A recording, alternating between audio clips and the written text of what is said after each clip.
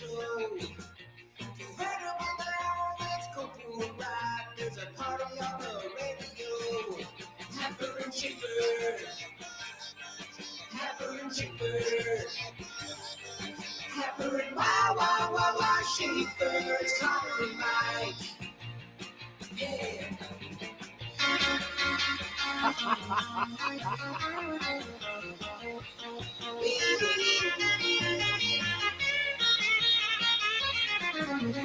Happer and Schaefer.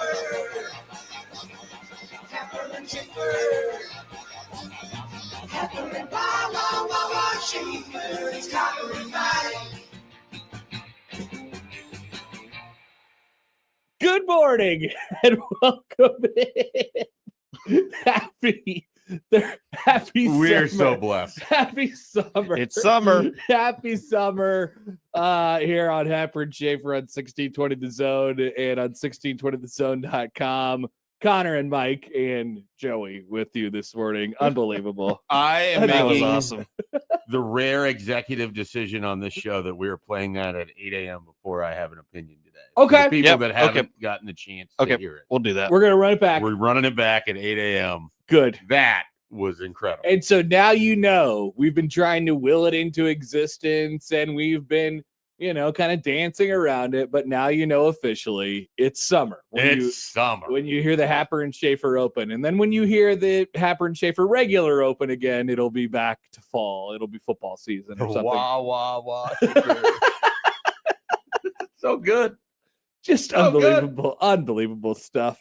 Unbelievable stuff from our tremendous music producer. Personal. I love it. We're so tremendous fortunate. music We are We so really fortunate We really are. to have someone with And such we- great talent. And we have Joey's songs too, of course, which are Oh, just yeah. as Oh good. yeah, oh yeah, oh yeah. The, Oh, the yeah. week hits a little different when you don't have Monday and you don't get the Brunsons back in town. I know. I know. Do we have any? Oh, we have BC. We have the Thimble Man Yeah. today. Well, we have Snip singing City of the Days open. Mhm. We learned the city. that is true. That's tomorrow, though. yeah, right? Yeah, we gotta pick a city. I put that on the rundown. City of the Day ? Well, we'll come up with one. We'll Yeah, figure We one always out. do. Maybe it'll be Lincoln, Nebraska, host of a regional. Mm. Well, unless we have a chance to do one next weekend for the super regional in Lincoln, Nebraska. All right. Well, all right. We'll figure it out from there. Today, coming up on the show, our regular Thursday guests, Brian Christopherson and Max Olson, will join the show at 8:30 and 9:15 respectively. And I figured since everybody else was having them on, we would too. Kyle Peterson's coming on at 7:30. He's doing the Lincoln Regional. Yeah, no, he is. He'll be there. He would appreciate the He city and of the Carl day. Ravitch. He and Carl Ravitch, and they'll be inside of the cubicle, the ESPN cubicle, which is very, very different from the large studio area that they have inside of the truck box. I am a little concerned About the press, about me too. One, it's going to be overtaken by just Nebraska people in general, which it already is for a regular weekend game. I can't imagine that they have that they granted that much room. I would hope they didn't. I would hope not, because there's only about 4 open seats up And there. there's, you've got Brunts and you've got Evan Bland and you've got people from the, other recruiting websites. And They might have to make that whole, because there's that whole press box area that is, or the space up there that is just the broadcast cubicles. But then there's also some food and stuff up there. Maybe they just clear that whole thing out and do media. I'm going to be really interested. I'm going to make Brunt send me a picture of what that looks like. Brent's is just going to be moaning and groaning the entire time. He is not going to be happy about I think this. he sort of has been the last couple of years.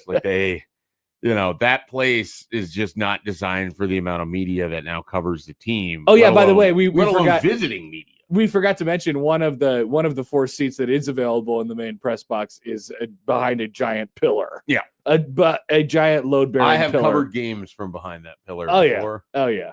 So I am very familiar with the pillar. When you end up in that spot, you're basically like, all right, 3rd through the 5th inning, I'm just going to go down and walk around. Take a stroll.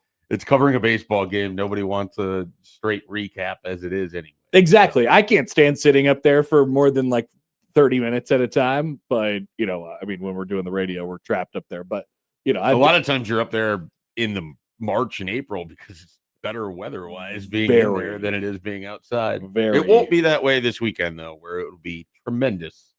Yes, the weather is supposed to be good this weekend. But Wes writes in, he says it wouldn't be normal if we didn't have chances of some rain and storms for a baseball tournament. It's like 25%. It's like that every day for like the next week. Pretty much according to my weather app over here. I'm not sure about Lincoln. What weather app do you use, Joey? I use the one that's on the iPhone. Oh, just the weather. Yeah. It's just whatever. The way you said it made me think that you had a special. No, I trust whatever my phone says. You trust that? You trust the iPhone? Yes, I do. I will use that around like baseball people as it pertains to storms and things like that, and they'll be like, Well, they have access to like they probably use the National Weather System. Well, some use the National Weather Service, and some have like a paid we need to have it dead balls on accurate. Sure. So like we have this. Use the Weather Channel app. It's not any better than the iPhone one either. Okay, so your team iPhone app? No, I use the Weather Channel is what it is. That's basically the one I downloaded like 15 years ago, and I've just used it ever since. Last week in Cincinnati, I pulled out my free radars that I use and that I analyze sometimes, and somebody looked over my shoulder and they were like, "What is this piece of garbage?" It's like, look at all that interference in there. I'm like, no, I'm pretty sure it's raining. I'm pretty sure it's telling me the truth. And it rained when you were in Cincinnati. All right, so you guys get here like 45 minutes before I do. That's not true. I get here 45 minutes before. Okay. Connor's like 20 minutes. So Joey before. probably wouldn't have seen this. The skyline driving in was awesome. It was purple. Well, purple, and then it became orange and pink in parts, and very, very pretty. I have to definitely love the purple for the Minnesota Vikings. That's for sure. Oh, they were talking about the Vikings on the radio. Who cares? Show before this. Who cares? The JJ McCarthy, it's not awkward thing. No, they were talking about JJ versus Kyler and who. It's not a competition. Some people think it is. So look, those people will be very surprised to learn it'll end up being Kyler Murray. Yeah, it is going to end up being Kyler Murray. Speaking of, I'm glad you said this because I saw this last night. This is the only good thing that came out of the Royals game last night. No, did they lose again? Oh yeah, pretty bad. 7-0.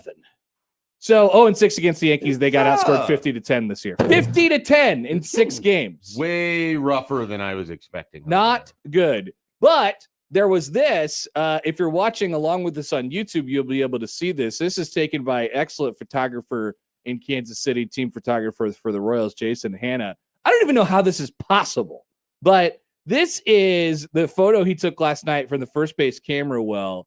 Up into the sky, you could see the shadow of downtown Kansas City that is like peering over the awning at Kauffman Stadium. Yeah, how does that angle work? Which is both symbolic and unbelievable all at the same time. He explained it on his Twitter last night how he said, foreshadowing, the shadow of downtown KC casts onto high-level clouds above the K. One of the coolest pictures I think I've ever gotten lucky enough to take at the K, especially with where we will be moving to. So cool. Do we know what these buildings are? Those are the downtown Kansas City. Right, but are they famous enough buildings you actually know what they are? No, I just know what the downtown Kansas City skyline looks like. And it looks like that. Except that's for really let's cool. look on the map and see what buildings are down there. I don't think that's probably worth anybody's time, but it's that is one of them's got to be T-Mobile. Maybe it's very possible if they have like but a tower T-Mobile over there. They have an arena, but I don't know if they have a tower down there. That's right. It used to be AT&T and now it's T-Mobile. And then they changed a bunch of stuff. Anyway, text for the 515, you're up and it's purple, ? Put it in the song. Put it in the song for next year. But yes, that is the setup for the show today. I'm Connor Happer, along with podcaster Mike Schaefer, and we are off and rolling. Today, coming up, also, it is I Have an Opinion Day, so get in your opinions, 402-951-1620 on the Prairie Flower Casino Zone hotline. You can call or text that number. Tweet at us at HappenSchafe on the Liquid Trucking Zone Twitter feed. Email Connor, Mike, Joey at 1620thezone.com on the Equitable Bank Zone inbox. And we say good morning to the YouTube streamers this morning. All of those places, you could get in your opinions during I Have an Opinion today. Also, it is opening day for the Women's College World Series. And the Huskers will be on the zone tonight. That's right. Now, speaking of weather, there's, I believe, a situation in Oklahoma City. That is not surprising. No, it's not. I don't know that it's any more or less surprising than it would be if we said we had weather here. Sure. But maybe slightly less surprising, I guess. But there's weather. There's a reason why it feels like Oklahoma is the epicenter of just weather. All weather. Which it doesn't seem like it should be, because it just seems like it should. You get outside the city and it just seems like it should be dry all the time. But it's not. It's never that. And No, so I'm not surprised to hear that there's a situation brewing in the skies around Oklahoma. Yeah, I know only a couple of the teams got their practices in yesterday at the ballpark, so we will keep an eye on that. Nebraska is scheduled to have the final game of the day, which is even worse as it pertains to the weather situation. So you will know. But when the Huskers do play tonight, they will play on 1620 The Zone. You'll be able to hear it on 1620 The Zone, and we're one day away from our final bracket sim of the day today as well. Nebraska will play football games at designated times. Did someone say schedules? Someone did say schedules. Whoa. In fact, and I went 0 for 4. well, it's tough. There's so many times. I know. There's so many times that you could potentially play, and so many networks that you could potentially play on. This would be a lot easier for you if Nebraska was in the SEC. It would be. Move Nebraska into the SEC.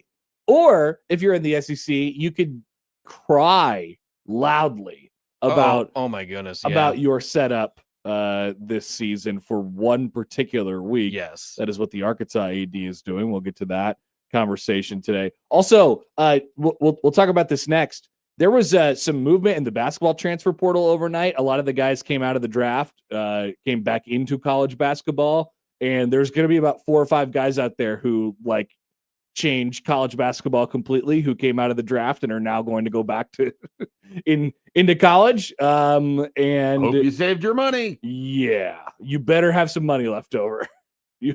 You better have some money left over. Pretty small pot of teams that are probably looking at these guys. Yeah, exactly. It's so weird though, and we'll talk about this next. Like you go the entire portal season, you put a roster together, and then if you are one of those teams, you are thinking, well, if that person doesn't go back into the pool here, then what are we? Are we hosed, or whatever it is? So we'll talk about that when it comes up in just a couple minutes, and a variety of other things today. But we're pretty loaded. Kyle Peterson, Brad Christopherson, and Max Olson will join the show today, and once again get your opinions in for I Have an Opinion. Off and rolling on a Thursday. We'll take a quick break and return right after this on 1620 The Zone.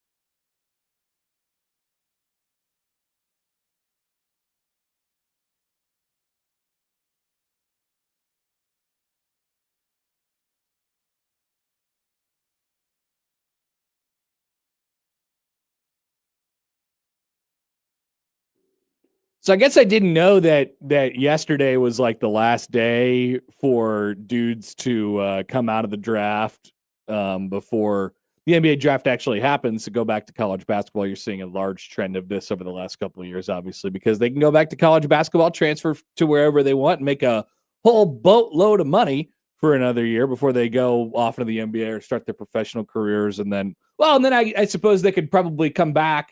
Even if they do start their professional careers, they could go back to college basketball, but that's a different thing. So I was surprised to wake up this morning and angered to wake up this morning when I saw a tweet from Shams Charania that said Tunde Yesufu is going to go play for St. John's next year. This is not a welcome development for me.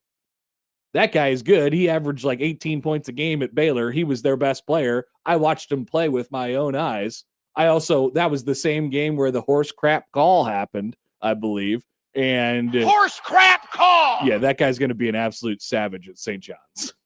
he's going to be really, really good. Yeah, well, this is not good. I don't like this. Rick Pitino loading up. Yeah.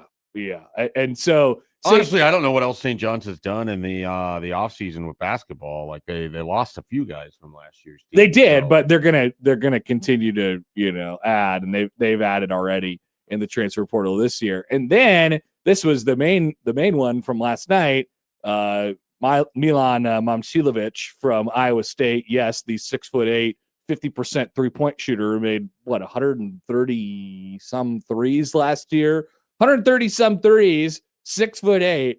He is coming out of the draft. He is not going to be drafted into the NBA this year. And he entered the transfer portal several weeks ago. He's not going to go back to Iowa State. Apparently, the schools expected to be involved in his recruitment are Kentucky, Louisville, St. John's, and Arizona.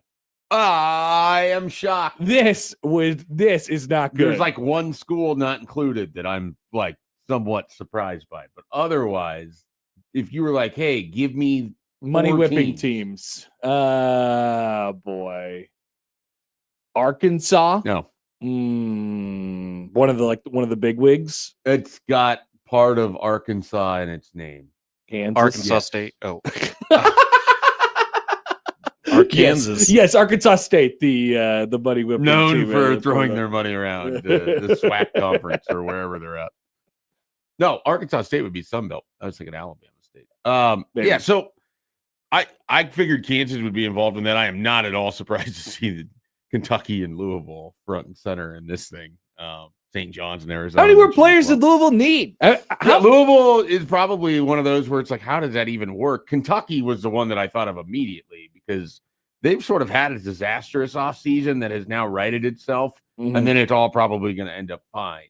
So both of these guys would have been either back end of the first round guys or early second. I mean, they would have been draft picks. Yep. Each of them. Momcilovic and conceivably Yesufu would have played. Like, I don't think they'd be straight to G League development. I mean, think about it. Yesufu, he's not skilled enough yet to be like a real player at the NBA level, but the body is he's basically LeBron.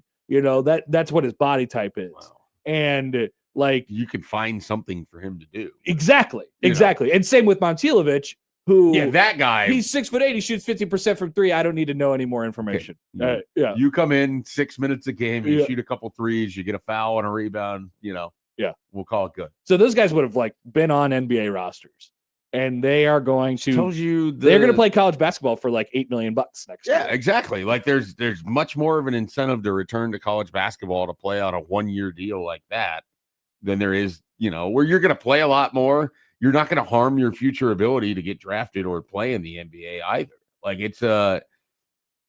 It definitely has created an environment where college basketball is better or more interesting. I don't know, better is subjective, but certainly more interesting because you have these guys returning to play in it versus, chasing end of bench or G League scenarios. Illinois, so I'm glad Mike mentioned Illinois. Illinois somehow got all their guys to come back. Yeah, they're going to be absolutely. They're going to be a freak. Well, they team. won't have Wagler. They won't have Keaton Wagler, but they already weren't going to have Keaton Wagler last year. Right? Yeah. No, they fell into having the guy who ended up being the engine of their offense, and then now you replace him with what? Is it Stephen Vox? Vox is unbelievable from Providence, who came out of the scene out of nowhere. And then Mirkovic, I still think has a ton of upside as a college basketball player because he's just like this barrel-chested, guy that can sort of move through the lane, can score on all three levels, is annoying as hell to try to defend and to play. I thought he was really good with a name like Momcilovic. You would think that he would end up in Illinois, but Momcilovic is actually from like Wisconsin. He was like the one guy from Illinois where it's like, oh, he's definitely no, he's from Indiana.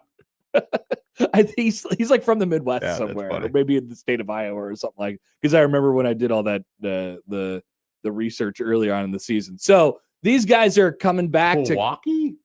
I've heard of Milwaukee. Milwaukee. Yeah. Never heard of Milwaukee. I don't know. Yeah, Milwaukee. Joey, where's Milwaukee? Has that been? Check out Milwaukee. Is Milwaukee city of the day? How do you spell it? I don't hate the idea of it being city of the Pewaukee. Milwaukee. Yeah, it's in Wisconsin. It is just outside of Milwaukee. It appears to be just a suburb of Milwaukee. Less exciting. And just north of Waukesha. Heard of Waukesha. People love saying Waukesha. They've just had a lot of basketball players, I think, come from that area. Waukesha? Yeah. Waukesha. And it's also close to Oconomowoc. That I have not heard. I love all these Wisconsin towns. Remember when that show Making a Murderer came out? Oh, yeah. Manitowoc? Yes. Manitowoc County? That is when I learned about all of the different Wisconsin towns. Because it's in backwood Wisconsin. There was I can't remember there was a Sunday night game. Maybe it was a playoff, but it was a Sunday night game. It was in Lambeau. And one of the signs that somebody was holding was, "These officials are from Manitowoc County." And it killed me. Like, I was laughing so hard. Manitowoc is south of Green Bay. Like it's not even. I remember as far watching north. that, and the older brother was always wearing like Packers gear and like the archival footage. Yeah. And then one of them really love wrestling or something like that. No, the two guys accused and ultimately convicted. They wanted to go to WrestleMania. The kid he wanted to get out of jail because he wanted to go to WrestleMania. He didn't want to go. He wanted to watch it. He was like 16. No, it's super sad. Super sad. Because that guy, just sort of judging based off of, 14 hours of footage, but I don't know that guy mentally was not comprehending equipped. what was happening to him as it was all going down, which is what makes the whole thing, horrifying to me. But yeah, like that county is right outside of Green Bay. I almost think the brother, does one of them work for the Packers now? Oh no, I'm not sure. I don't know if I heard that. I thought that was. I'm not sure, but that's been. I gotta find that picture. When did that come out? When was that a big craze? Like, it was pre-COVID, wasn't it? It was 2015, 16. Wow. The reason I remember this so well, because the Guardians were in the World Series. When Blair Walsh missed his field goal against Seattle. the Seahawks that day, it's like 10 degrees in Lincoln. Slider and I go for like an hour and a half walk, just walking around Lincoln, because this is what I do after devastating losses. You got to blow off steam. I came back. I watched like 4 hours of Making a Murderer, and then listened to the new Adele CD that had come out, or album that had come out like within the last week or so. And then it was an incredibly depressing Sunday. What state of mind did you find yourself in afterwards? Depressed. Depressed for society, depressed for Brendan, depressed for So these things were not like, you didn't do these things because you wanted to feel better. It was I just leaned into being sulking. Depressed. Yeah. I love that 2015 team. That was Teddy Bridgewater. That was a loaded defense. They completely outplayed Seattle and then can't make a 27-yard field. Brutal. Joey, what were you going to say about your day that day? No, that was a great Sunday until I have to deal with Larry Fitzgerald the next week after the double Aaron Rodgers Hail Mary. The Packers would have beat future Vikings quarterback Kirk Cousins that day in his one playoff game with the they won in the wild card. Oh wow. Yeah, they were down 11-0, and then because that was a late afternoon game. That was a late afternoon game. Because the Viking Seahawks was the early one. Would that have been the week after You Like That? Would that have been that season? The You Like That season? Yeah, that was the You Like That season. Yeah, but I think that was earlier in the year. Okay. I felt like it was after a playoff game, but maybe No, not. no, no, he it only was played during- the one playoff game, and Okay. he didn't play that bad. The team just got dismantled. Remember Kirk Cousins versus RG3? That was a weird time. They drafted both of them. Yeah, in the same draft. It's like the most amazing foresight ever to know that you're going to have this incredible automobile Was it and Cousins? you're going to wreck it. So you just buy yourself a nice, like, It's a great insurance policy. Yeah. I was trying to think of like a mid-level sedan, like I guess a Corolla or something like that. Nice. Toyota Corolla. A Hyundai Elantra. Yeah, I was trying to think of like a Honda Accord. Like I for Good some one. reason couldn't think of, what's is it Chevy Cruze? Is Chevy that, Cruze. and then what's the Ford?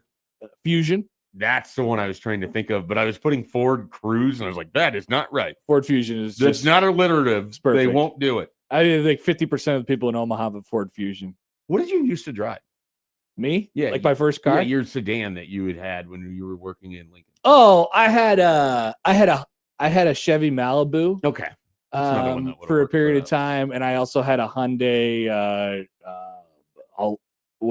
What's the brand? What's the name of that car? It's not Elantra. Sonata. Sonata. Yeah, that's a good one. That's a good one Okay. too. Also, speaking of guys that went back into college basketball, but not into the transfer portal, everyone's boy Tyler Tanner, the Vanderbilt All SEC point guard, he decided to not go into the draft. He is going back to Vanderbilt. Maybe he'll miss some more half-court game-winning shots and things of that nature. Yeah, that'll be an interesting team with Berke and Bengat Doc and whatever else they have going on there. That's right. Yeah, that'll be a very interesting Vanderbilt roster. I can't every time I look at that guy, He's so tiny. he looks like he should be just coming out of like 8th grade. Like his face is so I know. baby faced and young looking. And then he Nearly murdered an entire fan base. and then he just kills you. Yeah. And that dude was impossible to Yeah, to I mean, people were stop. calling him a baby-faced assassin, and that's exactly what he was. Absolutely. He was absolutely killing it that day.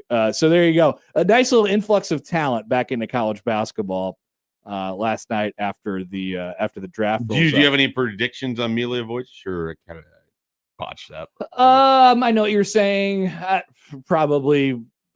I'm just gonna go Kentucky because that was the first thing I thought when you put this on the rundown before I'd even clicked on the link. If St. John's gets him, I'd be a little terrified. I mean, they haven't had like sharpshooter 3 guy. That's not really how they build their team, though. No, right? but I mean, he would be a great fit. He'd be a tremendous fit because he's a giant person. Yeah. And Again, 6'8", 50% like 3-point. there's no place in the world where he's not a fit. Like right. he's 6'8" and he shoots 50% from 3 on like high volume. He makes half of the 3-pointers he takes. It's impossible. Like you can't not find a fit for him. I'm worried about him going to potentially St. John's. Go anywhere else. And I don't want him to go to the stupid Louisville team either because I like Momcilovic, so I want to continue to root for him, Okay. and so I don't want him to go to Louisville. That's fair. Okay. So well, is it Kentucky or that Arizona? that you want to root for him, or is it also because he might make Pat Kelsey look better? Right. That's a problem. Like if he ends up on that team, all of a sudden I have to start believing in that team. Well, you don't have to believe in the team or the coach. You can just believe in him. Yeah, but I mean, you can go about it how I've It's- done often with the Cleveland Guardians, where I don't believe in any of this Just- but Jose Ramirez. the argument gets harder. You Oh, no, know, it's- when they win, it's like, I guess I have to say that he's a good coach. It sucks, but We're it's gonna do true. like check-in segments on, hey, how's it going in Louisville? We should. What's Pat Kelsey up to today? By the way, Cody, we'll get to the game times here after a little while. Cody writes in on the text line, what time is the Big Red Overreaction schedule release breakdown? So Joey had a suggestion yesterday of when to do the Big Red Overreaction draft. I removed the tweet, but it's going to be, I would say 4th of July. Why did you week. delete it? I don't know. I usually delete stuff that doesn't gain traction. That's the type of person I am. Oh, interesting. Joey's got What? Okay. He's spoiled. He needs the numbies. I need the number. Is there like a certain threshold that has to be met then? I don't know. Do you go back through and delete something if it's Yeah. been up for like an hour? Yeah. That's usually I usually tweet things out of frustration during football season, and I sometimes delete them. I kind of use that as my kind of my thoughts. Well, the right people saw it, I think, in this case, and there was somebody. But it's there. And there was somebody who made a fake Big Red Overreaction. Yeah, schedule. I saw that. It was actually Cody, the person who asked about what time is the Big Red Overreaction schedule release. And that was another reason I thought something was decided already. So the problem with the draft is that we don't exactly know what our late year, end of the year situations are. With basketball and everything. When basketball starts to come into play, we don't especially with the Iowa game. Where is John? Currently, the problem with the draft is that one person is holding it hostage because he claims he might have stuff to do on weekends. Who's that? Josh. What do you mean claims? His spotting. Yeah, job. he claims he's going to be working for the polo the quarter zip that you're wearing right now. He doesn't know for sure, but he might. He wants the spot.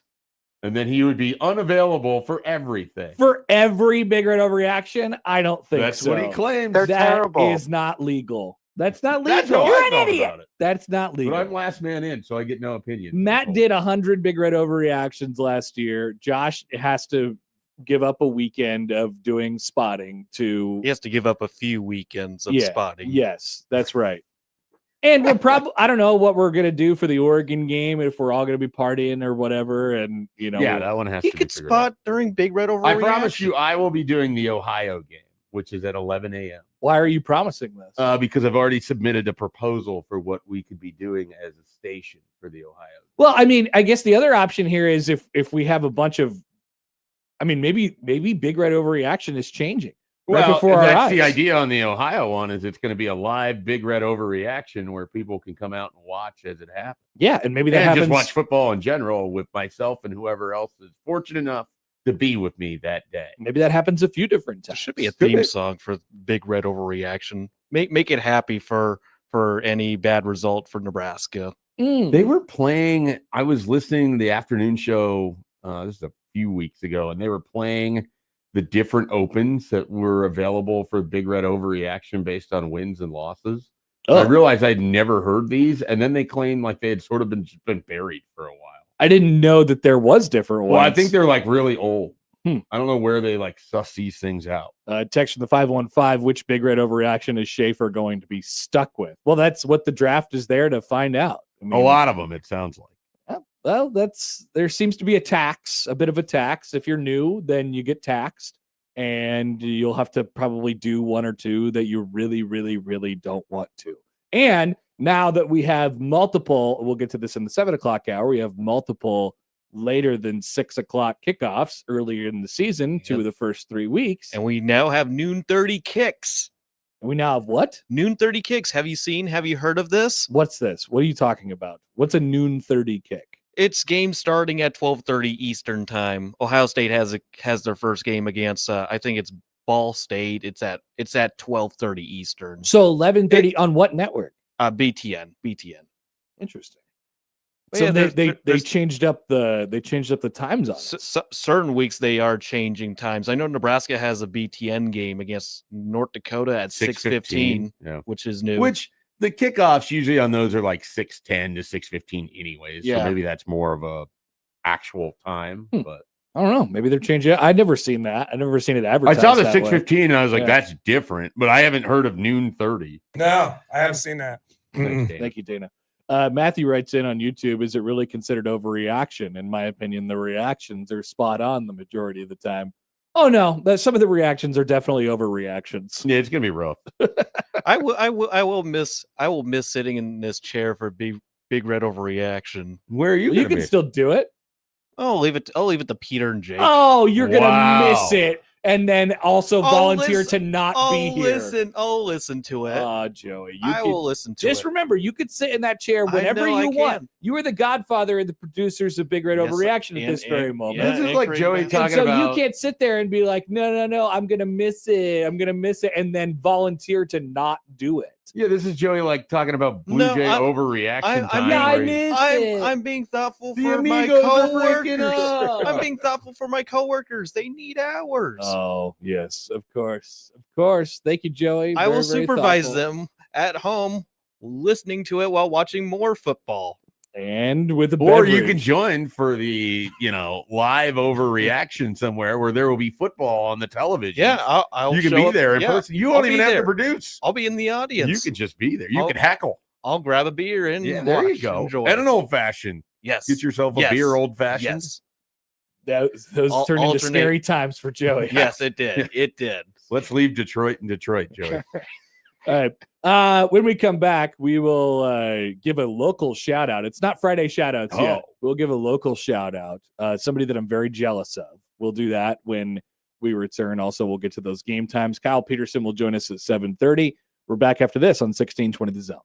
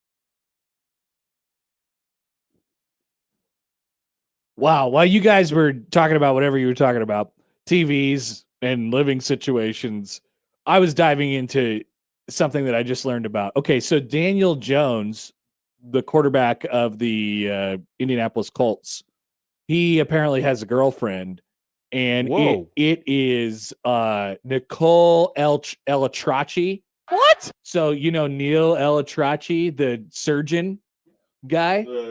Baseball surgeon, yeah. He's Yes. the famous Tommy John guy His now. daughter is Nicole Elatrachi. When you were saying that last name, I was like, I know that for some reason, and then you put it together. For me. So here's another one for you. Neil Elatrachi, the Tommy John guy, the arm guy, the surgeon, he is brother-in-law with Sylvester Stallone. Whoa. What a weird Whoa world. is right. Whoa is right. So famous surgeon, famous arm surgeon. If you ever see that an athlete that you like or your fantasy player is going to see Neil Elatrachi, it's not good. Just go ahead and get your IL or IR spot. It's ready. either him or James Andrews. So you don't want to see either of those I feel guys. like James Andrews has gotten older to where he's not used as much anymore. Right? Yeah, I definitely hear less James Andrews, now more Neil Elatrachi or Elatrachi, whatever it is. So if your favorite pitcher is going to see Dr. Elatrachi, you're probably not in good shape. But there's a chance they could get an autographed 8x10 of Sylvester Stallone. That would be awesome. He probably has a stack of them sitting in his office. He's got, instead of like the kids' dentist, stuff that happens at the dentist's office, what do they call those magazines? The little kids magazines where you have to like find the stuff in them. What were those called? Like weekly readers? Or there was like a special kind of magazine. When I think of kids magazines, it's Weekly Readers, SI for Kids, or Boys Life, which is like a Boy Scouts magazine. I don't think it was either Highlights. Highlights. Never heard of this. Highlights. Yes, highlights. Instead of highlights, it's just 8x10s of Sylvester Stallone knocking out Drago. I like the idea of if you do this, you get a complimentary X-ray that's signed by Sylvester Stallone of like what's being fixed or something. Like some kind of imaging of where the surgery is going to be. Tremendous idea. I love this idea. Apparently, people know and about. It's like he just signs it off. Come back stronger. Fucking change. It can change. Mike apparently knows about Nicole Elatrachi. She is a quote unquote influencer. Now she's everyone is an influencer. Now she's dating Daniel Jones. She baking sourdough. She might be baking sourdough. Who knows? No, but so that's what I was reading into while you guys were talking about what you were talking about. But what we were going to do this segment is give a shout out, not a Friday shout out, but a Thursday shout out. Whoa. To a local Omahan. Congratulations to Omaha 8th grader Sarah Fernandez, who went all the way to the semifinal of the Scripps National Spelling Bee, but was then tripped up, of course, in the semifinal. Now, this is where we get to have some fun with it. So nice job, Sarah. 14-year-old who went to the Scripps National Spelling Bee semifinal. No longer televised on ESPN, sadly, which I miss those days. So it would be a sure sign of any that it's summer when the Scripps National Spelling Bee was on, and that same guy, that same administrator of the spelling bee with his dryness, you know exactly the guy that I'm thinking of. He'd be sitting there saying the word repeatedly over and over and over again. We don't get that anymore. I don't know where it is located on television these days. Probably like Ion or something like that. But anyway, congratulations to Sarah for making it all the way to the semifinals. She was tripped up on Manaman or Manoman, which is a word that means wild rice. Would you like to take a crack at it? Manaman. M-E. Nope. You're wrong. Ding, ding, ding. You're buzzing. See you later. That is Manomin, Manaman. And she correctly, in the quarterfinals to advance to the semifinals, spelled Mantia and Akita and correctly identified the definition of inhibit, which I didn't know that was a part of the spelling bee. So nice job by Sarah, who attended St. Stephen the Martyr Catholic School and reached the National Spelling Bee by winning the Omaha Sports Commission Regional Spelling Bee back in March. It was her third time in the National Spelling Bee. Look at that. And made it to the semifinal round in 2024 and to the finals in 2023. We have a world-class speller. That's terrific. In our city limits. That is awesome. This was, of course, the last year she was eligible to participate in the National Spelling Bee, and she'll be going to Duchenne in the fall. When you were off, eating Skyline Chili and visiting TJ Maxx or Marshall's to get a belt, whichever one it was. It was Marshall's. We had a headline from Joey that was the most commonly misspelled words. Oh yeah, had been released, and so that was sort of fun to go through. Now I cannot remember what any of those words were, so hopefully Joey in his steel trap memory has it. Got anything? No, I'll look for that. No, restaurant was one of them. There was what it did is it was like it had this every state and their most misspelled word. Okay, and then so there was. I like those maps. There was I don't know if they're different ones accurate, in but there. I like them. It wasn't a map so much as it was like I don't know if it was Google had released, people that frequently misspelled and based on their geolocation, and then they comprised all that data. Okay, all right. So, but there was different ones, like one of them was like education. One of them was school. Okay, I got. Florida can't spell school. Pretty classic. And then Michael and I were trying to figure out how one would misspell school. It's very confusing. It doesn't seem like a word that should be misspelled. By the way, I'm glad that you mentioned Skyline Chili because I wanted to take a quick dive into another MLB broadcast from last night. We'll just take a quick lean into this. The Reds are visiting the New York Mets. Yes. And the Mets this week put on a new menu item at one of their stands. Of course, it's a tribute to their opponents in the Reds. So they decided to put Skyline Chili inside of an egg roll. Here is a intrepid broadcaster attempting to eat that egg roll last night on Cincinnati Reds broadcasts. York, let's say. And so then they just basically laugh for 3 consecutive minutes. I was hoping it would be Keith Hernandez. That was the one. It was on the Reds broadcast. Oh, okay. It was on the Reds broadcast, which they obviously have a high standard for Skyline Chili. And the guy repeatedly, through his laughs, through the entire thing, said, "I love Skyline. I hold Skyline in a high regard." It did not sound like he really enjoyed the egg roll much. They couldn't nail it. No, it's not. He repeated, "It's not real Skyline. It's not real Skyline." Which I don't know.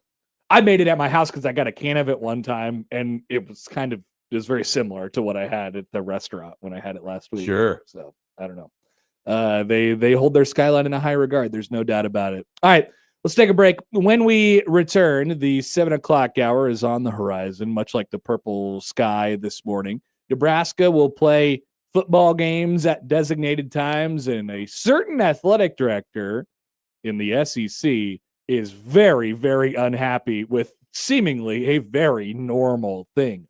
Also, Kyle Peterson will join us at the bottom of the hour. Wanted to come 1 hour down on Happer and Schaefer on 1620 The Zone.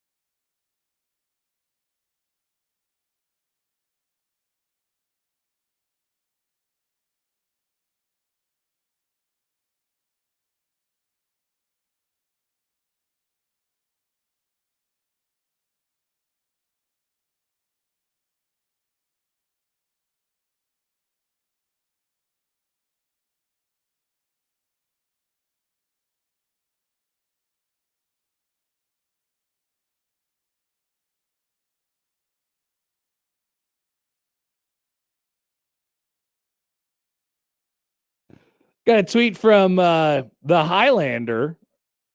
Tweets at Happen Schaefer on the Liquid Trucking Zone Twitter feed. You guys aren't talking about the real issues this morning. R.I.P. Harambe, 10 years gone now. In fact, the Highlander is correct.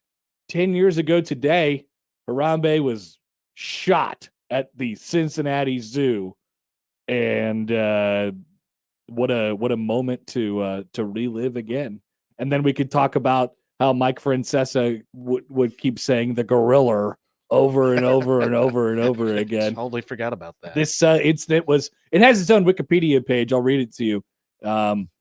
Harambe was a Western lowland gorilla who lived at the Cincinnati Zoo. On May 28, 2016, a 3-year-old boy visiting the zoo climbed under a fence into an outdoor gorilla enclosure where he was grabbed and violently dragged and thrown by Harambe. Now, wasn't the argument that he wasn't being violent, that he was being nice and playful with the child? Yeah, I think there's probably an issue of determining what playful is when it comes to a gorilla. But, Yeah, I mean, obviously the child is in massive danger, but there was a lot of people who were like, well, come on, we didn't have to do this. He was being very nice to the child. Sure. Fearing for the boy's life, a zoo worker shot and killed Harambe. The incident was recorded on video and received broad international coverage and commentary, including controversy over the choice to use lethal force. Several primatologists and conservationists wrote later that the zoo had no other choice under the circumstances, and that it highlighted the danger of zoo animals near humans and the need for better standards of care. Harambe became the subject of internet memes, a statue, songs, Cincinnati, right? And other tributes and recognitions. That's right, the Cincinnati Zoo. Did you consider going there when you were in Mason? I had forgot that existed. I forgot. We just discovered the 10-year mark just recently. I forgot didn't that even was think about that was a zoo, a famous zoo. Yeah. That something big happened at. It more of sets me up to basically say this. Like, if you live in Omaha or near Omaha, why would you really go to a zoo anywhere else? Great question. That's true. I know people who go to the Lincoln Zoo, and I'm like, what are you doing over there? It makes sense if you're there, because it sort of works as something to take your kid to, and you sign up for a pass, and it's like, for a small age child, works really well. You're right there, especially if it's in your neighborhood or whatever. But yeah, I mean, I think we took Hudson twice, and one of them was for like the lights thing that they did. Oh, you could walk through the lights. December. So yeah, I have always wondered if Nebraska people, when they travel elsewhere, if they look at like, oh, I can go to the zoo, and it's like, well, why would I? Everything I need to see is basically right here. I'll be over there on Sunday. Maybe you go. You're going to the zoo? Yeah. Wow. Might as well spend a Sunday You over going with there. Matt? No, I'm not going to go with Matt. How do you approach a zoo, Joey? What do you do? The first thing to do is to do the jungle. That's usually like a first thing. Love the Just jungle. work our way around, kind of a deal. How long are you there usually? I would say up to 3 hours. I haven't gone over there in a couple of years. Oh, my birthday's you're gonna around. see some new stuff. So my birthday's around the corner, so that's usually a birthday thing I do. Didn't do it the last couple of years. That's a good tradition. Yeah. Little taste of Omaha, a little reset. We still need to get like a pass so I can go with my kid. The zoo pass absolutely rocks. Yeah. The zoo membership absolutely rocks. She's probably listening right now as she's driving. My wife is anti-zoo. Whoa. Which anti-zoo is probably strong. She just doesn't care about the zoo or like the zoo, which is a weird Well, thing. what about now with child? I think she wants to go, if only because Hudson would enjoy it. Absolutely. But, other than that. And then she might realize, this is pretty good. No, I doubt it. This is a good zoo. She's Maybe pretty committed to her takes. Maybe you need to go see other zoos to realize how good we have it here at this That's zoo. probably true. We go to San Diego and be like, this zoo, that they always say that they're the number one zoo. Horse hockey, garbage. We are the number one zoo. Horse crap call. Yeah, exactly. Cincinnati. I don't know if they're staking any sort of claim to having the best zoo. I'll look into where Cincinnati feels like their zoo. Good luck with that, Dan. I don't know. Yeah, what is the third zoo? Nobody ever talks about the third zoo. What is America's third zoo? We know about 1 and 2.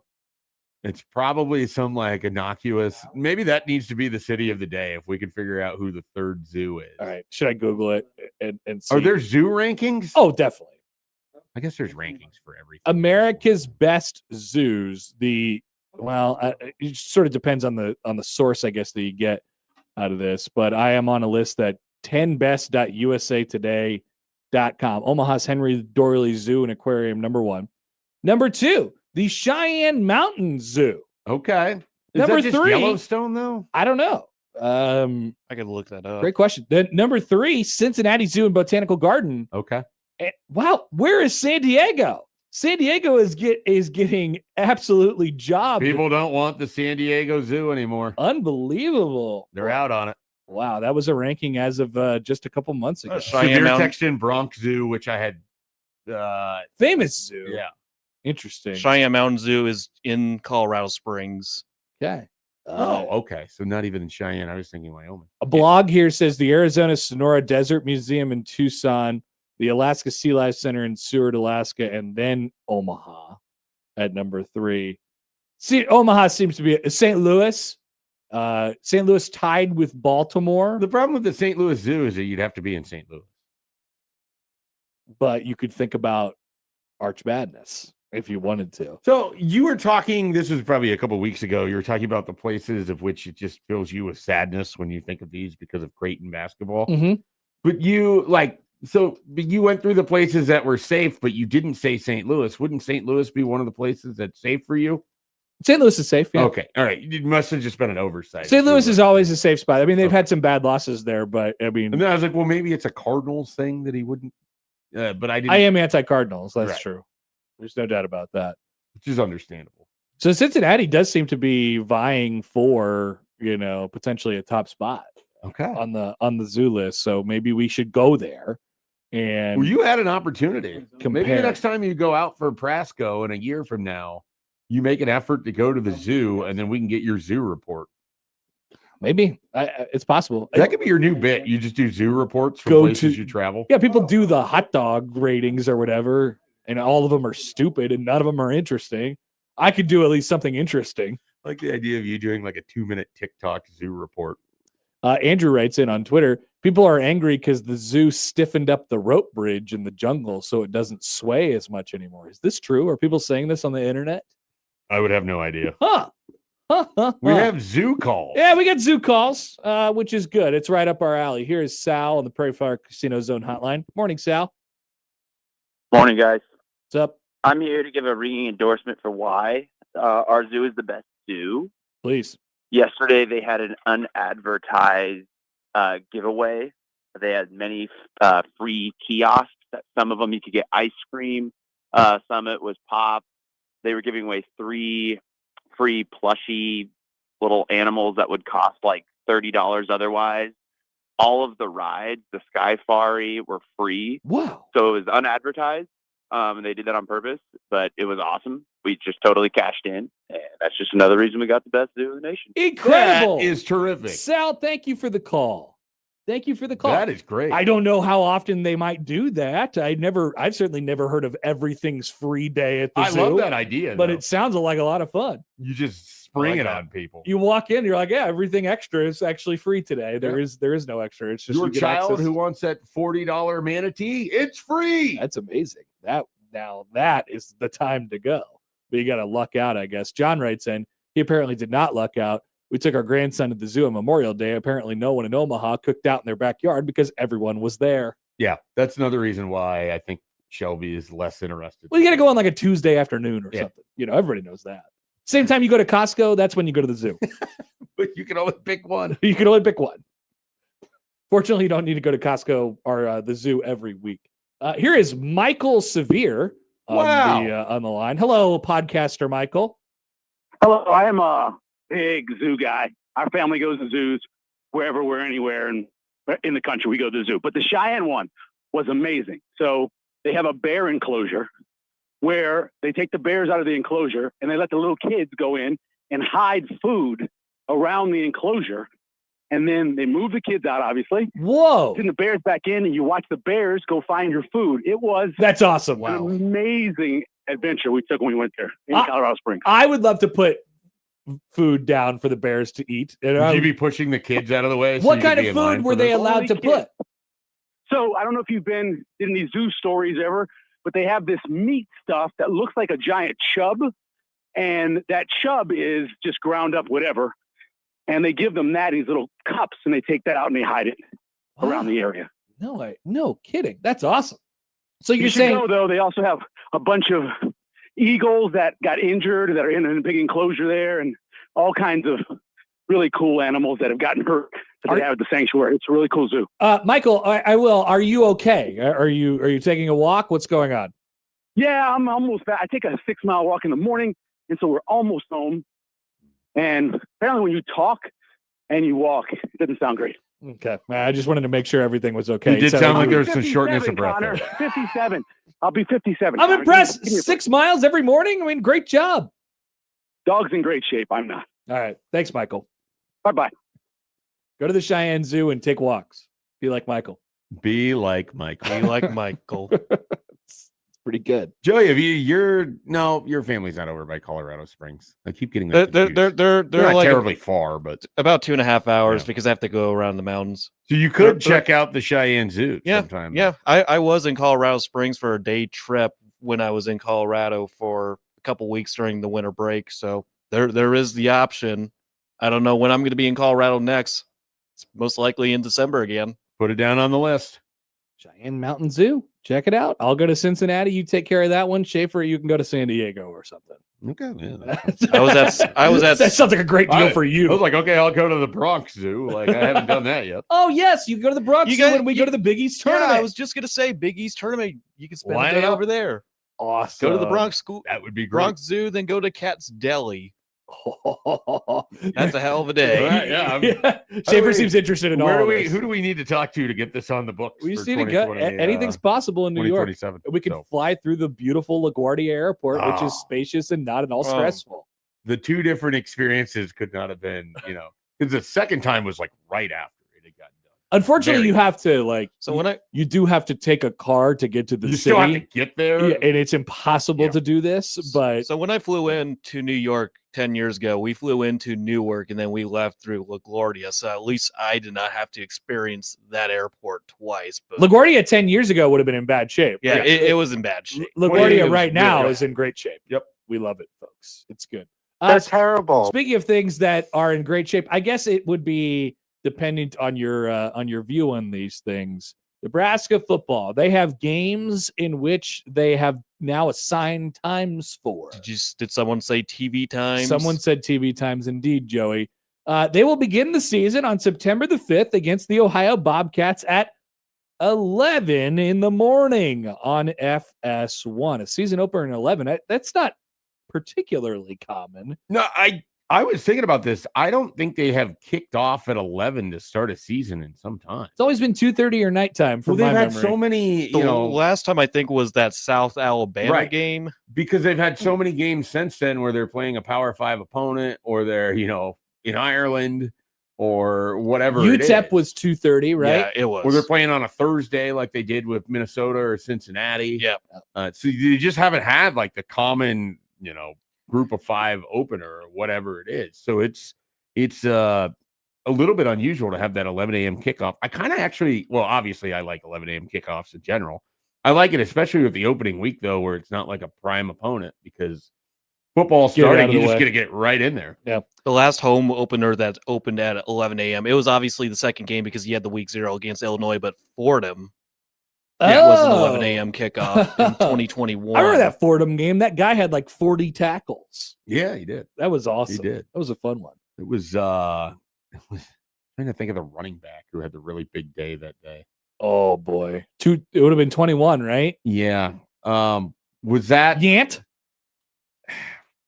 It's he wasn't on the team yet. It was the guy from USC Oh, where we were hoping Oh, that yeah. he might Marquise be the answer. Stepp. Yeah. You're hoping that he might be the answer at running back. He and Gabe Irvin both had, I think, pretty big days. and both ended up just Yes, being not injured. really ever. Step had Yeah. 18 carries for 101 yards in that game. What did Gabe Irvin do? might be He had misremembering. 6 carries for 17 yards. There was another running back that I thought had a good day, but Was there another running back that had a good day? Savion Morrison had 9 for 31. Marvin Scott the third had 6 for 30. Oh my Yant God. had 5 for 25. Those are Listen some to Ramir that had 5 name. for 19. Then Should we do a Cooper- running back tiers? Like running backs from the last. Running back sense of mirror. Oh, Oh boy. There's so many. More faces It's like on it. Johnson. Fan base number 1, Mikhail Wilbon. Oh my God. How many tiers are we going to have this Severe time? might call back because we mentioned Mikhail Wilbon. He might. He's He too was out of talking. breath. Joey was here. He was talking about him in the off air last week. Love Mikhail Wilbon. All right, so Ohio's at 11. Bowling Green is the next week, September 12th at 6 o'clock on FS1. September 19th, the third week of the season, is against North Dakota, 6:15 on the BTN. And we got the Iowa game on Black Friday, which will begin at 11 a.m. And it'll be on CBS. The other kickoff we know is it's going to be a 7 p.m. kick against Illinois on a Friday. It will be a 7 o'clock kick against Illinois on a Friday. And for the homecoming game against Maryland on October 3rd, it will kick off no later than 4. So it'll be either 11 or 2:30. I would love to see a 4 p.m. start time. Just a random stupid time on Why the do they schedule. know that, by the way? I don't know. Why wouldn't they be able to do homecoming at night? They've done it before. They usually would have like 3 different times, like 11 a.m., 2:30, and 3 o'clock. Then now you got the 4 o'clock, no later. I guess 4 p.m. Yeah, I'm just Eastern saying, But time. like, why? Yeah, why? I'm not too. There must be a heck of a night. It must be a request from Nebraska, I would imagine, Yeah. that they're just willing They to might have some activities going on. Who knows? honor October. Is there like a concert that night? I'm gonna check the volleyball schedule and see if there's a game. That could be. But if you're starting it at 3, It's not going to help. it's not going to help you really. I mean, I suppose 3, get out of there by 7. Yeah, it's funny. The people that do the double dip where you have the 2:30 kick and then you've got to like haul to Those get over. always to Bob sound so Devaney. exhausting Yeah. to me. Yeah.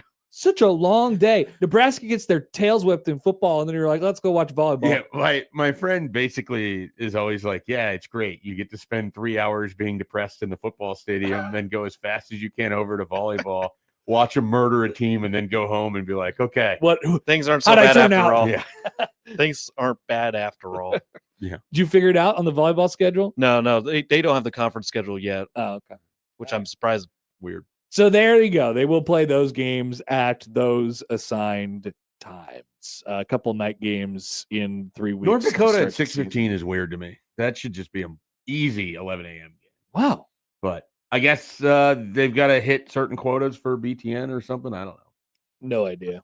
No idea I why think they do this Nebraska's kind of gonna be thing. Well, on it's BTN it's just hard to kind of spread games out when you have 18 teams in a conference. You have to spread them out through FS1, 6 BTN, TV. and then options. now Peacock's got like 3 games in week 3. That's a Peacock game. Eventually, we can make predictions on what's going to happen with the Indiana, Oregon, and Ohio State games. But today is not that day. No. No, we got until September. I wanted to go over to, speaking of scheduling, let's go down to Fayetteville, make the 6-hour drive south here real quick. Hi, Hunter. Hunter Urachek is the Arkansas athletic director, and they learned parts of their schedule yesterday. And they learned that in a specific 7-day portion of their schedule, they were going to be taking a trip to Utah for a 8:15 Mountain Time kickoff against the Utes on the road, which is challenging in its own right.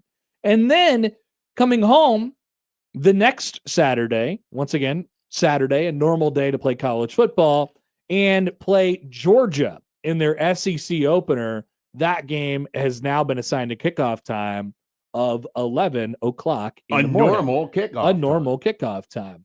Here is Hunter Urachek's statement yesterday, where he was roundly made fun of by basically everyone, deservedly so. He says this: I am extremely concerned and displeased about the recently released kickoff times for our football program in consecutive weeks this September and the impact that it will have on the well-being of our student athletes. I'll go out of baby voice now, but you get the point. He was crying this entire time as he penned this letter. ESPN has set our game at Utah for 9:15 Central on September 2nd. We anticipate returning to campus at approximately 6 o'clock in the morning on Sunday, September 13th, followed by an 11 a.m. home kickoff against Georgia 6 days later on September 19th. Once again, a whole 6 days. This will cause great Anguish. anguish to our student athletes. And it, according to Juracek, it demonstrates a clear neglect for the well-being of college athletes. I am confident that there are not many other programs in the SEC that would be placed in a similar position, and I will not quietly accept it for our program. I have formally requested that the SEC office and ESPN aggressively pursue an alternative solution for one or both kickoff times during these consecutive weeks. The focus must be on the well-being of the game's participants, not the bottom line of our media partner. Thank you, Hunter.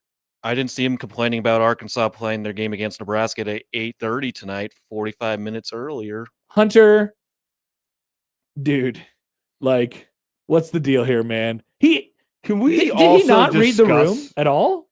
Can we just real quickly discuss that this statement was put on like a graphic? They took the time. He didn't note tap it. And it amazes me because I'm sure that they have a comms department and everything in their athletic department down there. And no one was like, hey, just stop. I mean, maybe he just unilaterally released the graphic. You think he made the graphic? Maybe he made the graphic. Whoa. Maybe he's got a background in graphic design. Kind of like Auburn when they were making their case for the NCAA tournament with 16 losses. That's Similar vibe in the SEC. That's kind of a norm for that conference. Yeah, they make graphics begging.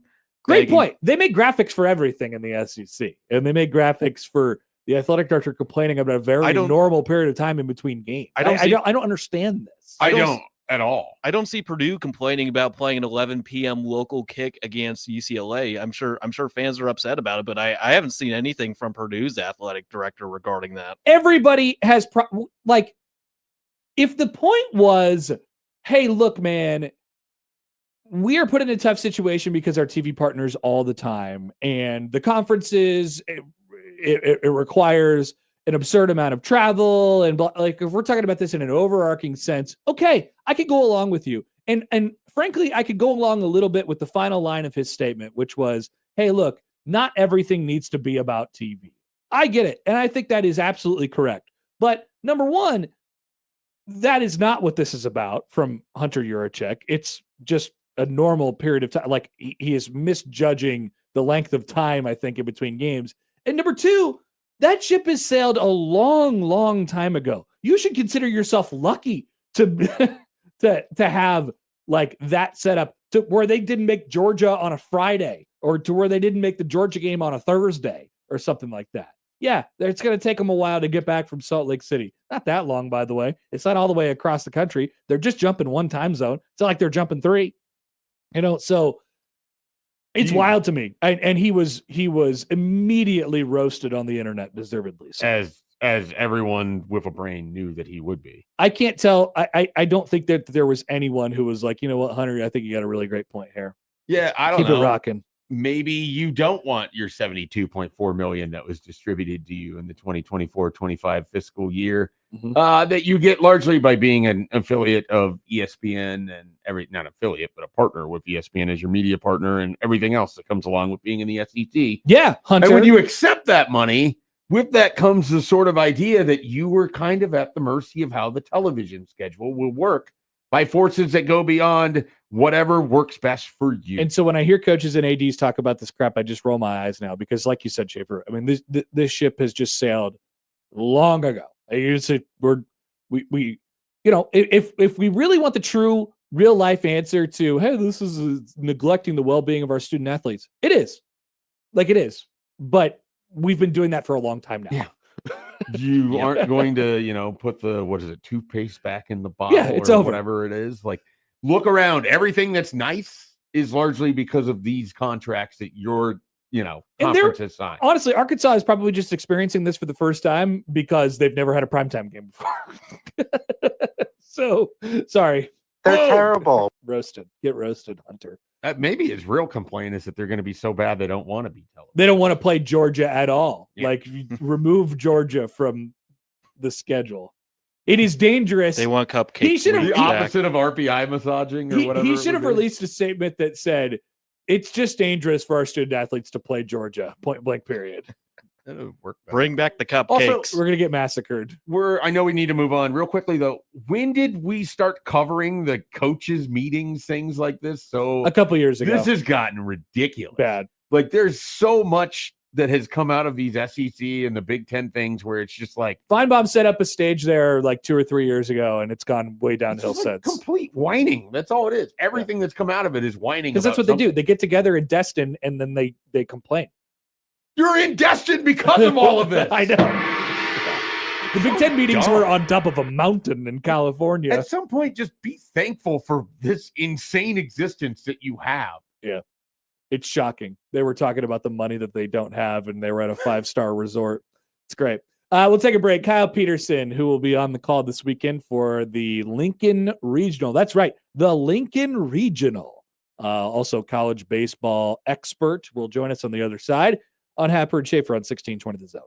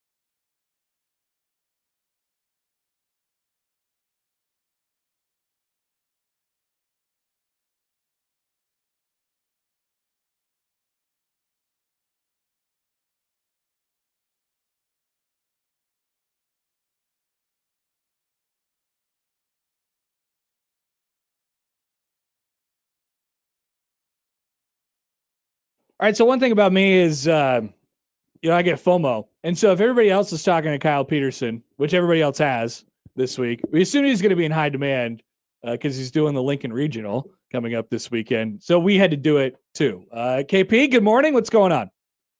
Good morning. How are we? Yeah. So you've gone on every other radio show. So we figured that we would invite you to this radio show. So thank you. Yeah, no, it's all my buddies at work are like, people actually like you for like 3 weeks a year. Like, yeah, I know. This is the like me time of year, but for a little bit at least. So no, I'm gonna take it as long as I can get it. So by the way, let's go back to the selection show real quick. As you're just sitting there and then all the Schick and Nick drops are just happening around you, what are you thinking in those moments? Well, so here's the deal. Like, I'm just not really a big podcast guy, so it's nothing against Schick and Nick. I've listened to it, but I don't listen to it all the time. I listen to it maybe 5 or 6 times a year, which probably the most I listen to any podcast. So I don't even know they're happening. and they have like their own little language that they speak. And I just kind of nod my head and go along with it because I know it's funny.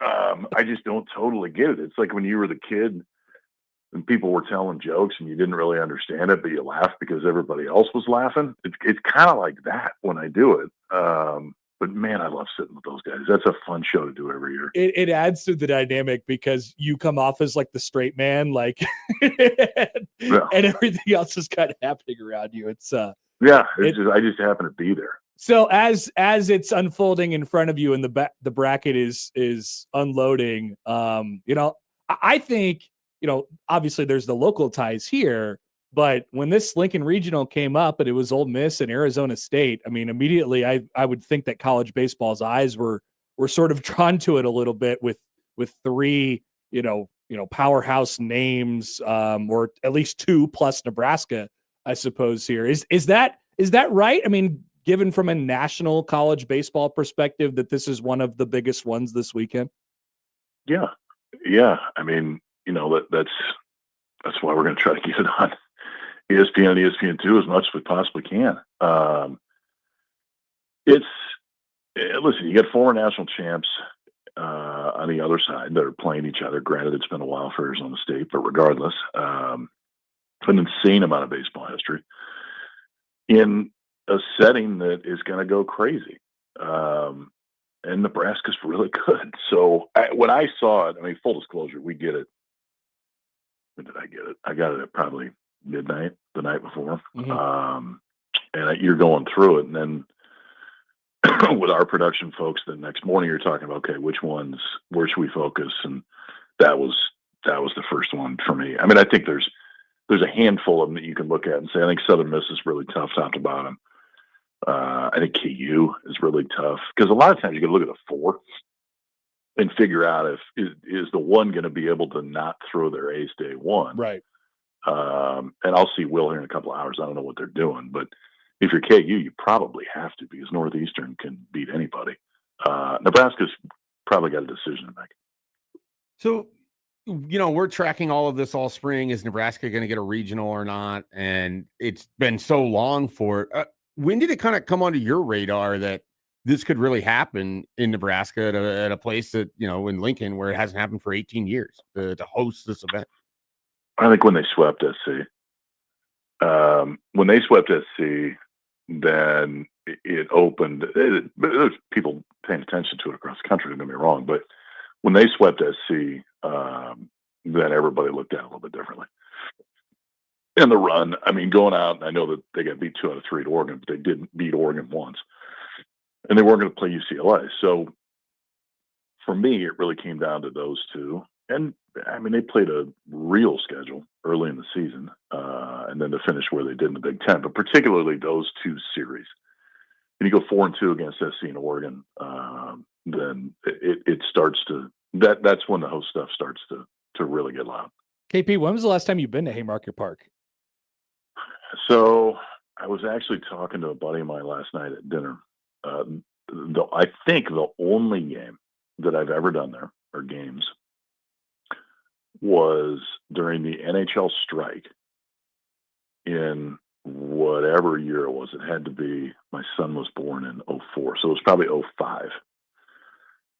And Sean McDonough and I did 2 or 3 games of Nebraska, Texas when Augie was still at Texas. Oh, My son was 6 months old. wow. He's now 21. And goes to school at Nebraska Wesleyan in Lincoln. So it all kind of comes full circle. But I think that's the only game that I've ever done there, and it's probably the last time I was there. That's crazy. And then you get to, so you're going down today for all the stuff that goes on beforehand, and then of course the games tomorrow. Everybody around here is looking forward to it quite a lot, and it's also very cool that you and Ravitch are doing the games too, because like you said, I mean, that's another piece of significance of like, whoa, this is the number one spot to be. It feels like all eyes on Lincoln. What is like the quick rundown on Ole Miss and Arizona State for the uninformed around here? How difficult of a challenge is it for Nebraska this weekend? They're good. They're real good. I would say, Ole Miss up until, if Ole Miss makes a run at the SEC tournament, they're in the host discussion.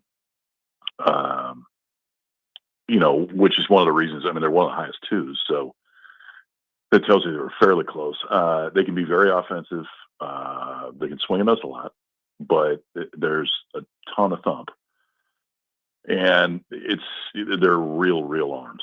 I think I saw the other day that not that average fastball necessarily means that you're automatically good at pitching, but it does help. I think their average fastball velocity as a staff was like 5th in the country this year. So they get some guys with real stuff and a rotation that they're going to have to figure out. I mean, Hunter Elliott will probably throw game 1 if I were to guess. Hunter Elliott pitched when Ole Miss won the national championship. Yep. Seems like a long time ago. Exactly, that's my point. And I mean, he's battled some stuff, and then Arizona State is super dangerous, man. I mean, it all revolves around Harrison, and it should, because he's probably one of the 3 or 4 finalists for the Golden Spikes. When you break a single season home run record at a place like Arizona State, you've done something. I mean, we're talking about Bonds and Bob Warner, God rest his soul, and Pedroia, and I mean, they've had some dudes roll through there. Nobody's ever hit more home runs in one season than he has. And the Carlone kid that I would assume will go tomorrow is a big leaguer. It's big time swing and miss stuff, but they're good. They're good. They're tested.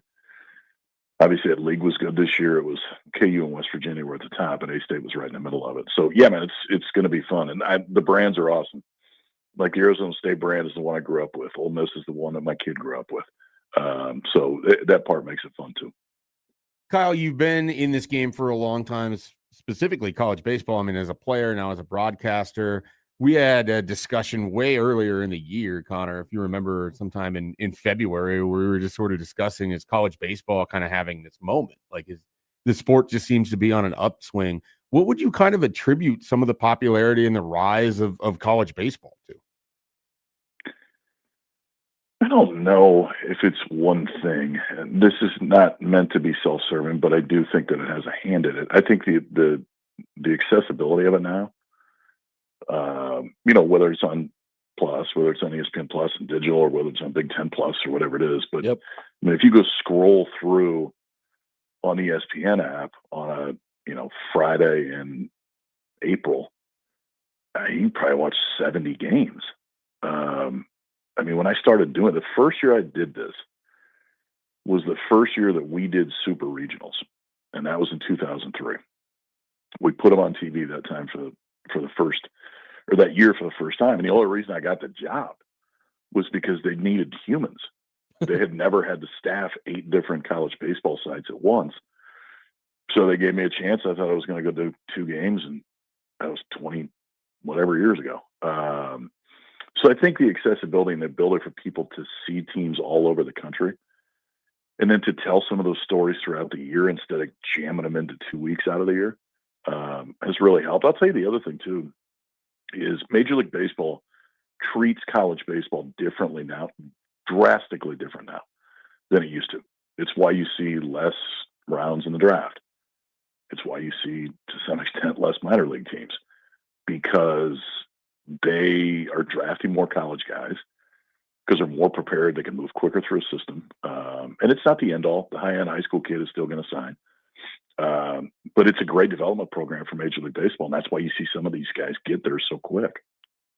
KP, a couple tournament things here before we let you go. So the top three seeds in this tournament have really been the top three teams in the country for a while now: UCLA, Georgia Tech, and Georgia, each champions of their leagues in the regular season and in the postseason tournaments. Who would you be least shocked if I told you they didn't make it to Omaha? One of those teams didn't make it to Omaha. Who would you be? I suppose it's a very convoluted question. Who would you be most shocked by if they didn't make it? Who would I be most shocked? Yeah, that's officially the question now. Yes, we got there. We just missed our exit, and we came back, and we got there. I just did a loop. Yeah, probably UCLA, given the draw. If Georgia Tech draws Arkansas or Kansas can be really offensive in that ballpark. A lot of things can happen in supers. Georgia could draw Mississippi State, and State absolutely has the ability to be in 2 out of 3. I think it's a lot tougher for West Virginia. Now, if Wake gets there, if Kentucky gets there, any of those get there, they got a real chance against UCLA. The one thing about UCLA, and it's not just in the Big Ten tournament, but if you look over the last month or so, they weren't just hammering people. They were winning, but they weren't hammering people. I think it was 3 one-run wins at the Big Ten tournament. all late comebacks. Yeah. Yeah, and Washington beat them once the last weekend of the season, I think. Oregon had a chance to win 2 out of 3 in Westwood. So I would say UCLA because of the draw, but it wouldn't, and this is just the way the game is, it wouldn't shock me if any of them, I think at least one of those is going to get to Omaha, but it would surprise me more if all of them got there, Okay. as opposed to if one of them gets knocked off. Right. And then this is a discussion that we're going to have for tomorrow before the regionals all start. Is there a regional 2 or 3, I suppose, for that matter, that you really have your eye on? Well, Golden State is a 2. They were, go look at their last month, and they're playing as good as they've played the whole year. They're second in the country in home runs. We got a real ace, the things that you would look at. The 3, Jacksonville State can be interesting, and I think it's a winnable regional for them. Virginia's a 2. Virginia's healthy, and they weren't for kind of the middle part of the season. But if you want to see where Virginia looks like healthy, look at the first 3 or 4 weeks of the year, and I think they were top 10 in the country. But Southern Miss is going to jam it down there. But if I had a 3 to pick, it would be Jacksonville State. Kyle Peterson from ESPN will be in Lincoln this weekend, and of course for the College World Series as well. KP, always appreciate talking to you, my friend. Enjoy the weekend in Lincoln this weekend. I'm really looking forward to it, guys. It was good talking to you. Kyle Peterson from ESPN, of course, the voice. Oh, and does he have the voice all right? Yeah. He So most deep. certainly does. So deep. It's very good. And he can navigate his way through my very, very difficult and convoluted questions. I think you confused yourself halfway through the I question. think I did. I was doing a double negative, and then it turned Yeah. around, and I think You got there. we got there at the end of the day. I have an opinion, by the way, coming up in about 15 minutes here, so get your opinions in. But before we do that, we will hit the headlines with Joey next on 1620 The Zone.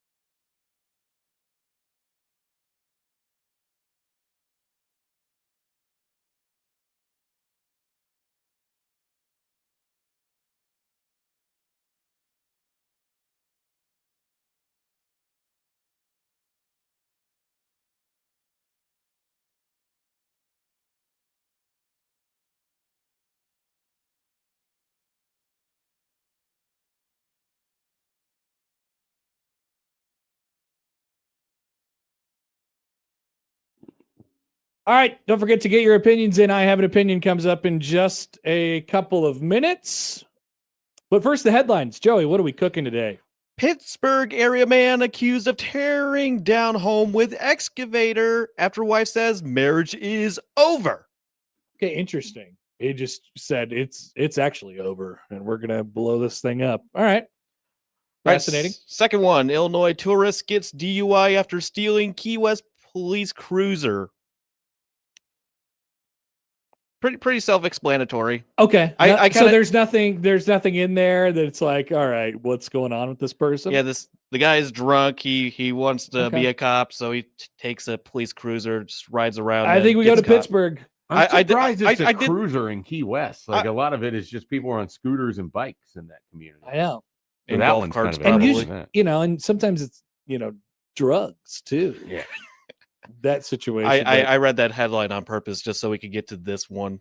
The first one? Yes. All right. Pittsburgh I area like it. man accused of tearing down home with excavator after wife says marriage is over. Police say a Butler County man snapped after his wife told him their marriage was over, then climbed into an excavator and started to partially demolish the family home while she and their two daughters, were still inside. This guy sucks. Eric, 48 years old, allegedly used a Kubota excavator to rip apart the rear of the family's home.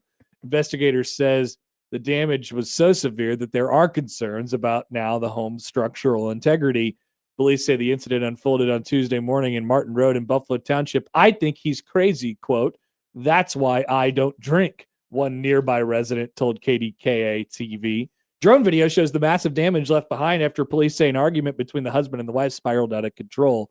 Quote, I'd like to know what she said to him because I'll make sure I don't say it, another man said.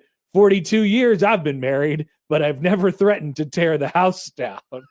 The quotes from the bystanders are the best great part stuff here. here. According to the criminal complaint, the husband's wife told police that her husband arrived at the family home after drinking all night and began arguing with her. When she told him the marriage was over, investigators say he responded with a chilling threat. If it's over, I'll tear the house down, he said. Police say moments later, he climbed into an excavator and began tearing into the house while his wife and two daughters were still inside. The criminal complaint said dispatchers could hear yelling and the sound of the excavator during the 911 call. Investigators added that after the destruction stopped, the man went back inside, grabbed a gym bag, and took off toward Fawn Township before eventually being taken into custody. Neighbors who spoke with KDKA TV say they're still struggling to understand what happened. One man who says he knows the guy personally, has hunted with him before, described him as a big outdoorsman, and said he was shocked by the allegations. He is now facing several charges, including causing a catastrophe, which I didn't know was a crime, reckless endangerment, and disorderly conduct. Court records also show his wife planned to seek a protection from abuse order following the incident. He is due in court on June 9. I'd say appropriately so. Where did he get the excavator? I don't know. Maybe he There's just just had an it. excavator Probably- sitting around his house. Maybe he's an excavator himself.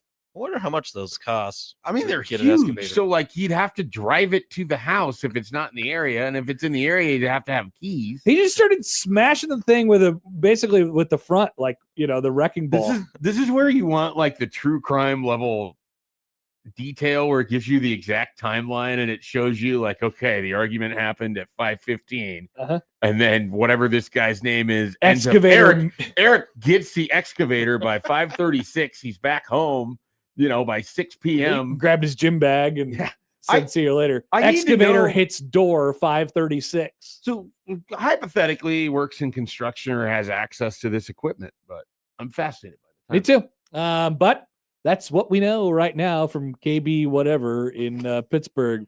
We'll take a quick break. I have an opinion. Coming up next on 1620 The Zone.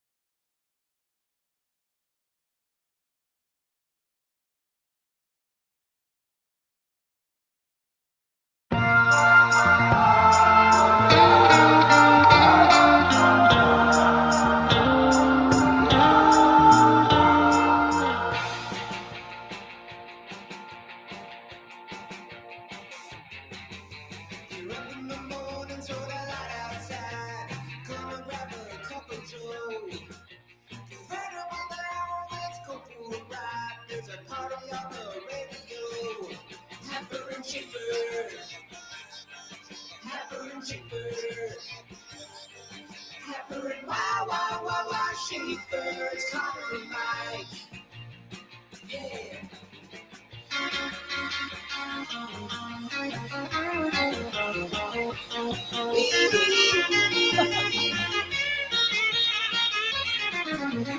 Happer and Schaefer. Happer and Schaefer. Happer and Wah, Schaefer, it's Connor and Mike. All right, if you're new, that is our new open. If you're not around at 6 o'clock, which I can't imagine very many of you are, if you're listening right now, that is what will happen every day for the remainder of what we declare to be summer. Set your alarms. We are not sure what date we're going to end summer yet. Yeah. But it is not yet in sight. No. And so We don't need to worry about it. that is our summer open. Enjoy the Beach Boys vibe. What a vibe.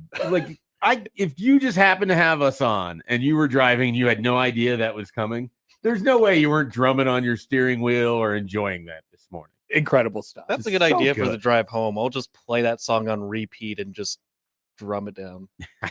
Wah, wah, wah, wah. So it's like what, 90 seconds? Yeah. Depending on how long it's your about drive- 70 seconds. Yeah. Okay. So it's a minute long. A minute How and 10. how long is your drive home, Joey? Like 15? Yeah, it's about 15. All right, you're gonna play hear it about, like 10 times. yeah, 12. 12 I'll, times. I'll play it a few times and I'll switch to my other stuff. Okay. That is your choice. If you'd like to do that, you can feel free to do so. It is time for I Have an Opinion. We know that you all have an opinion. We share our opinions all week long. Now it's time for you to share your opinions, and we will read them on the air. We might make fun of your opinions. We might agree with your opinions. Who knows what we will do with your opinions, but we'd appreciate if you sent them in. We have Mostly we'll respect your opinions. I mean, I've been known to disrespect some opinions. Sure, yeah, but for the most part, For the most part, we will we respect your ability to have an opinion. That much is definitely true. We would definitely respect that. Here is Wes. I have an opinion for the Kansas fans complaining about being a lower seed than Nebraska. Don't schedule so soft in the beginning of the season. Play better competition like Nebraska does. Are the Kansas fans mad about this? The Kansas fans are mad about being lower than Nebraska? Do they know how baseball works? They do not. Okay. I can't imagine that Nebraska had a better resume. Point blank period. That's it. the real complaint is that they're matched up with UCLA, right? Like that's has to be what it is. But even if you weren't, you'd be matched up with Georgia Tech, or you'd be matched up with Kansas isn't. Kansas is Kansas matched up with Georgia Tech. Yeah, Georgia Tech. The two. So Yeah. what is the difference between a 15 and a 13? Like, why do we care? I maybe they specifically pointed out Nebraska because they beat Nebraska this year. I suppose. But that's not how it works. That's never been how it generally worked. not. So just wanted to make sure that was clear to everybody. So thank you, Wes. Text from the 402. I have an opinion. If you say birthday instead of birthday, you are a dummy. Your mother did not give birth. She gave birth. Who says birthday? I don't know. Did I accidentally say it earlier Sometimes today? they say birthday, like, hey, happy birthday. You know, like, but it's a joke. Okay, I've never heard you say this. I don't know that I'm trying to go through my brain to think if I've heard anyone say this. Different variations of the way you could say the word birthday. Whenever we get like a pronunciation, How about thing, birthday? I've said birthday before. I've heard that a lot. It's like since birth. Barf. Big birthday day. This texter is not happy about this. They do not want to hear any other alternate pronunciations of the word birthday. Is it bad of me whenever we get a pronunciation thing? I don't generally think it's one of anyone in this room. I think it's the show that comes on after us. Ooh. Shots fired. Matt, not a pronunciator of things. Sometimes. Yeah. Most words. Here's Pedro. Hi, guys. I have an opinion. The luggage carts in a hotel are the dumbest designed and best thing in the world. Why do you have the swiveling wheels on only one side of the cart? Or maybe have a sign on the cart that shows which side that has the wheels that swivel. Most times you have to pick up one side of the cart to manually maneuver the dang cart into the elevator. Arg. He Arg. says. I usually decline the luggage cart. I think I've only ever used it once, and it was like we were on our honeymoon. We just had Usually if more you have- luggage than usual. So That's sometimes usually the case. when I'm a VIP at Circa, which does happen occasionally from time to time, I'll go down to the check-in and they'll be like, just leave your stuff right Yeah. here. We'll deliver it for Right. you. And I'm like, great. Talk to you And later. then you give them a $5 bill Yeah. when they bring your stuff in, and you give them a $5 bill when you drop it off or whatever. I don't have to deal with the luggage cart at It's all. great. Very rarely, in fact, have I ever been like given a luggage cart, and either I don't need the luggage cart at all, or they're like, we'll just do it for you. I legitimately think the only time I've used one is my honeymoon. That's it. Just the once. Yeah. Because like any other They time, didn't where offer I'm to bring it up for you. Well, on most that of the one? time, I'm not staying at somewhere where it seems it's usually just me, and so I can handle taking my one suitcase and book bag. Absolutely. And even if it's not just me, we're usually staying somewhere where you're probably not like a luggage cart accessible, anyways. So, Right. like I just don't have enough experience. Or if you're somewhere nice, like you're at a resort or you're at a casino, or they have people that's jobs are specifically to handle the luggage and get it to the room. They deal with the luggage carts. And so then I just give them money, which is my favorite part of anything. Here you go. I make money to give to people so I don't have to do the thing. Take the dollars. Yes. I don't have to deal with Great. the luggage cart. Here's Jim and O'Neill. I have an opinion. People that yell at youth sports umpires are the worst people. No one is winning the World Series today, and your kid is embarrassed by you. Shut up. I umped for a few summers, and there was this like older gentleman who would just complain about everything. And it was probably the fifth time I had done a game with, I'm assuming, grandson. And at one point, I just kind of like turned to him and was like, "Hey, I'm making $12 for this game. Would Chill you out, like man. to? Would you like to come do this? I'll just leave, and You you said can that? you can have my $12." He didn't talk the rest of the season because I just embarrassed him in front of everybody. Just shut down. It was great. Nice. It was like one of those where it's like I'm 19 years old, and it's like, oh, this was cool. Yeah. I returned the tables on someone. I don't like that precedent though, because then I could then I that would lean to the idea that customer service is allowed to be bad if the people who are serving you don't make enough money. I Well, still want my customer service sure. to be good. I don't want any waiters coming up to me and being like, "Hey, look, I do this for $4."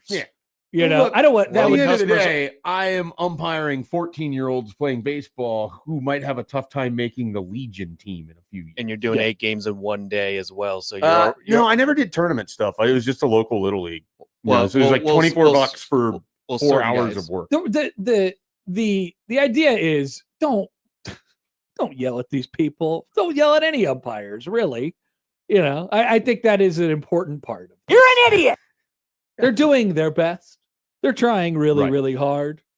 And especially in a youth sports environment where Youth sports, like I mean, you can hear everything. high school, youth, like all of that, leave that alone. After that, I'm a little more lenient on it, clearly. Jim, I agree with you in this specific case. John writes in, I have an opinion. If Nebraska softball fans want to be taken seriously, they need to run Oklahoma City out of Busch Light again, like they did in basketball. Is this true? I'm going to be really interested, like how many actual Nebraska fans are down there for this.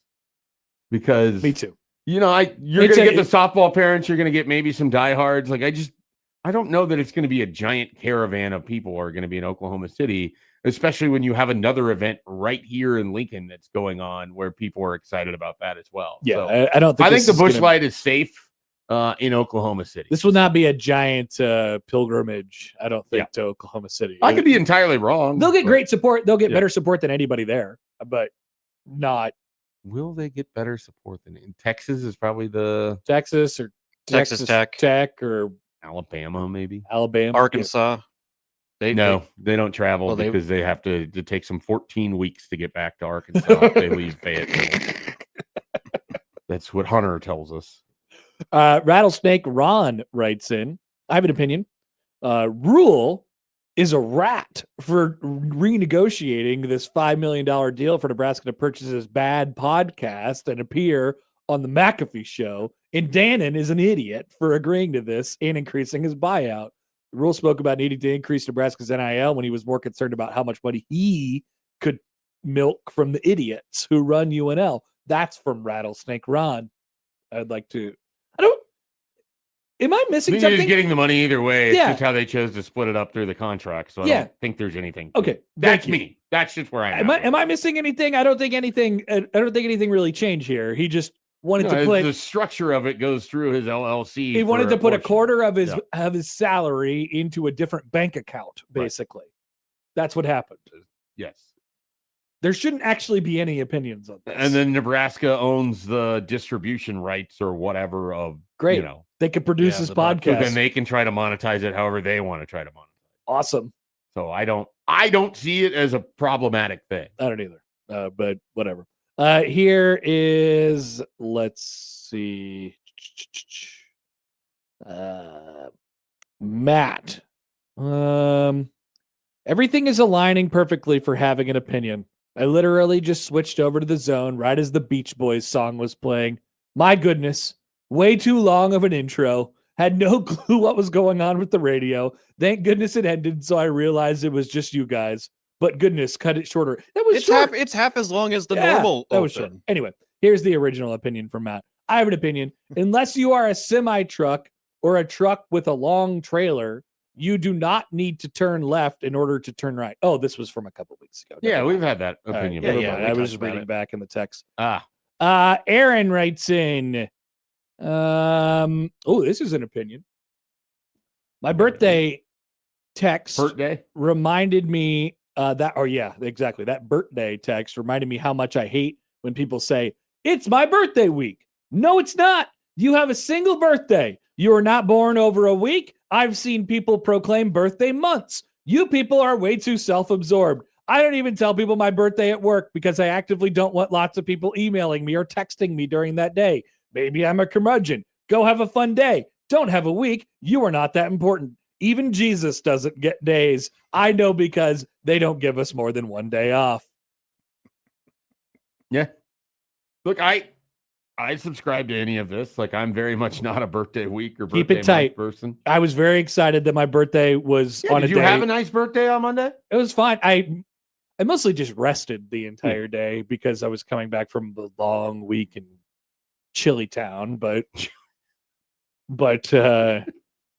yeah. So I spent most of the day being triggered about work the next day and being not excited to re-ingratiate myself into all these different topics that we talk about all off season long and resting. So I was just mad mostly the entire day, which I felt like was just a normal day. Very reasonable. Just a normal day for me now. But yes, it was my birthday and now it's over. So you can't wish me happy birthday anymore. So you get a whole year to your next one. I think it's a good take by Aaron to be quite honest with I you. co-sign it.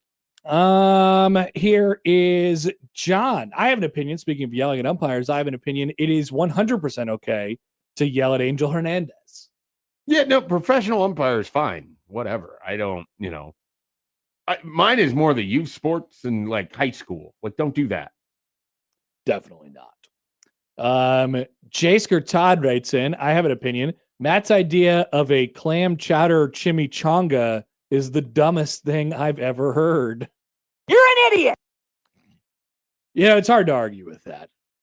Jasker Todd. I just like the mechanics of biting into it and hot soup I chowder. think it was just one of those things where he was like, he just went down a hole and just kept saying and then he kept things. digging in on it. Yeah. Yeah. Sounds like something California Pizza Kitchen would do with their toppings. Just, When you weren't here, Michael yelled at Joey about California pizza. yeah.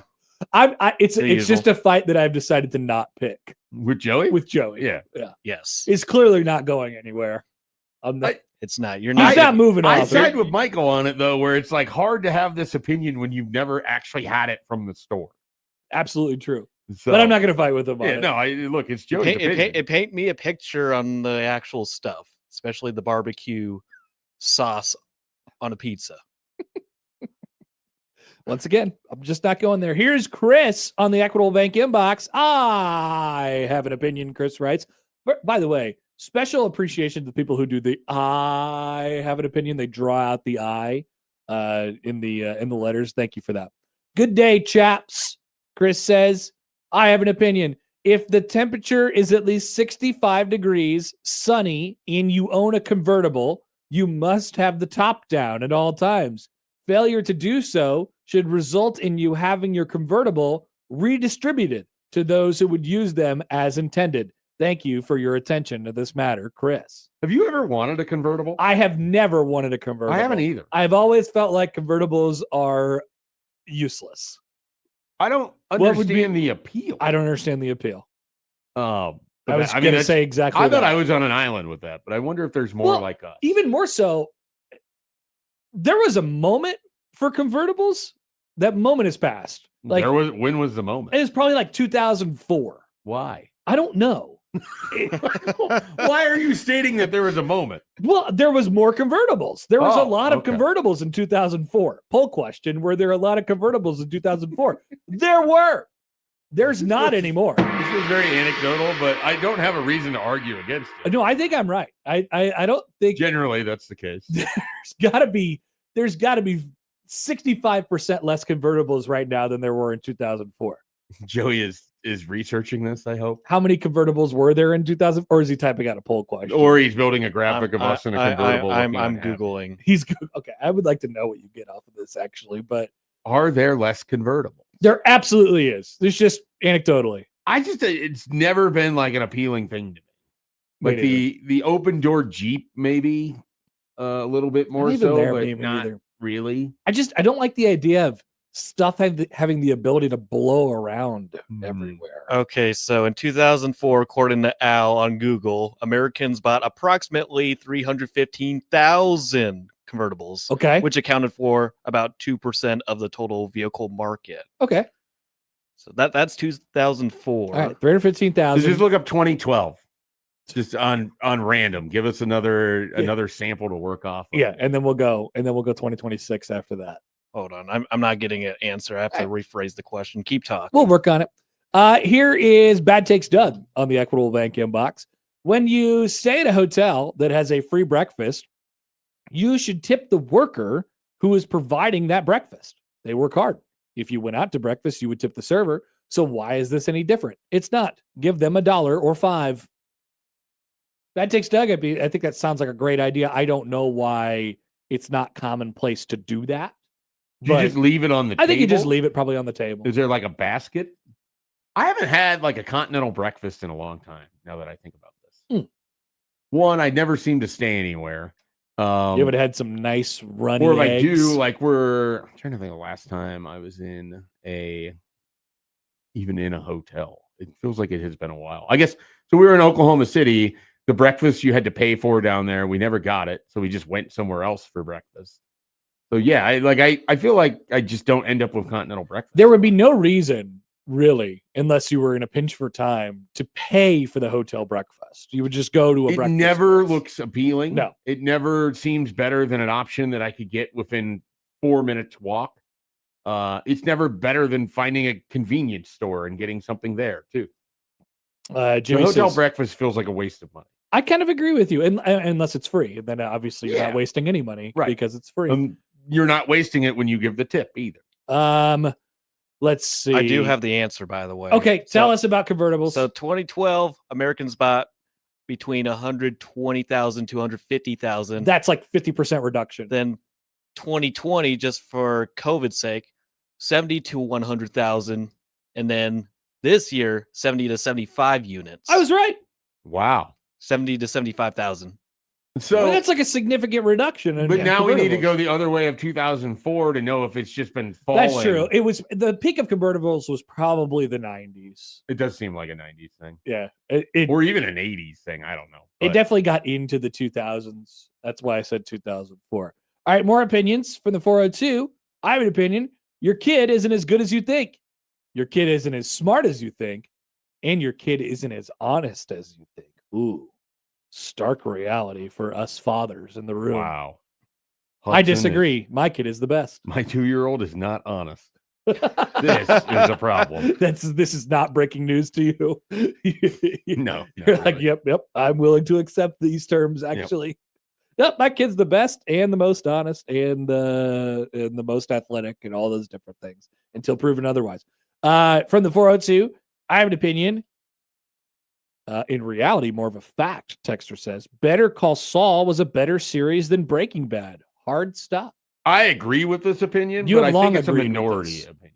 I disagree. I just disagree, but I loved them both. Yeah, same. They were both But very, if, very if good. you're like, you can only pick one to watch, I'm probably picking Better Call Saul. They were very, very good.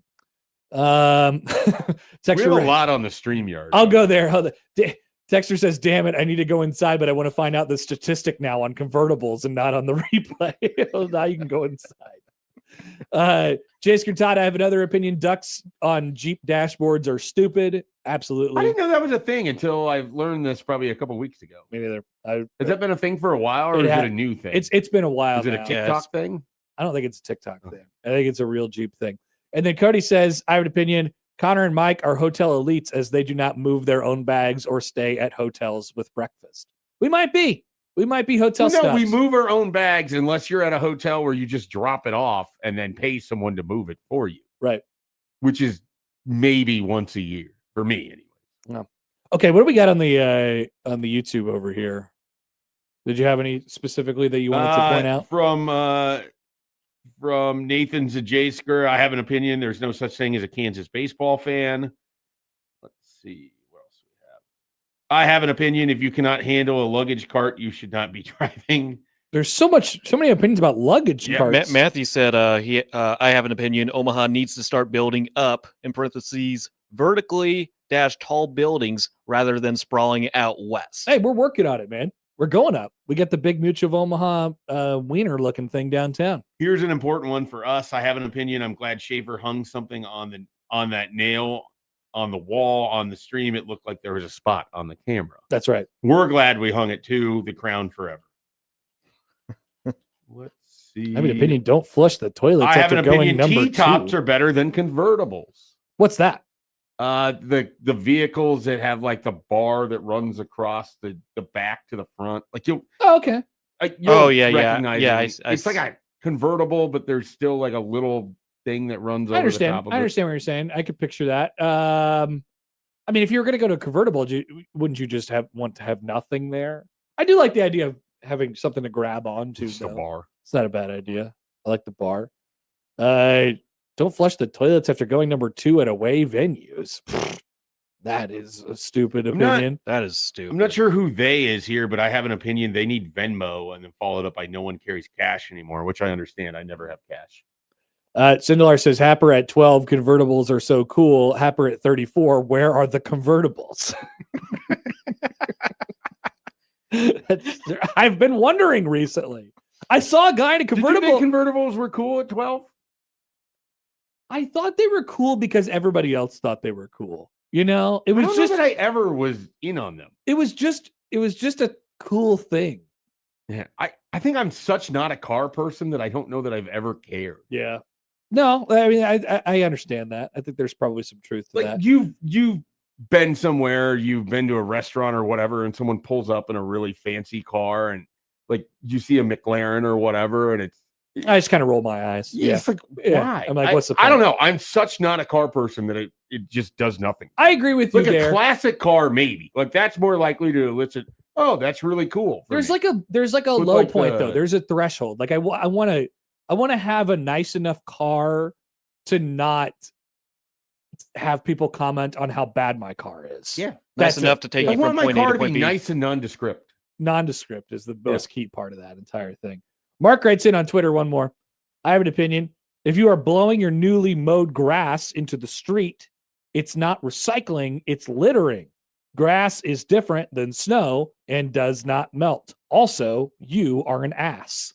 It's no different than leaves falling down from a tree in the fall. Yeah, unfortunately, you got to bag them up, man. You Just really bag do. up the grass. Just know where the bag is at. Yeah, or find a way to mulch in your grass. Don't put it on the street. Yeah, I mean, I mulch and then I blow the grass back into the grass. into the grass. Yeah, Yeah. that's fine. I'm not just like down the street. Some people are putting it out onto the street, apparently.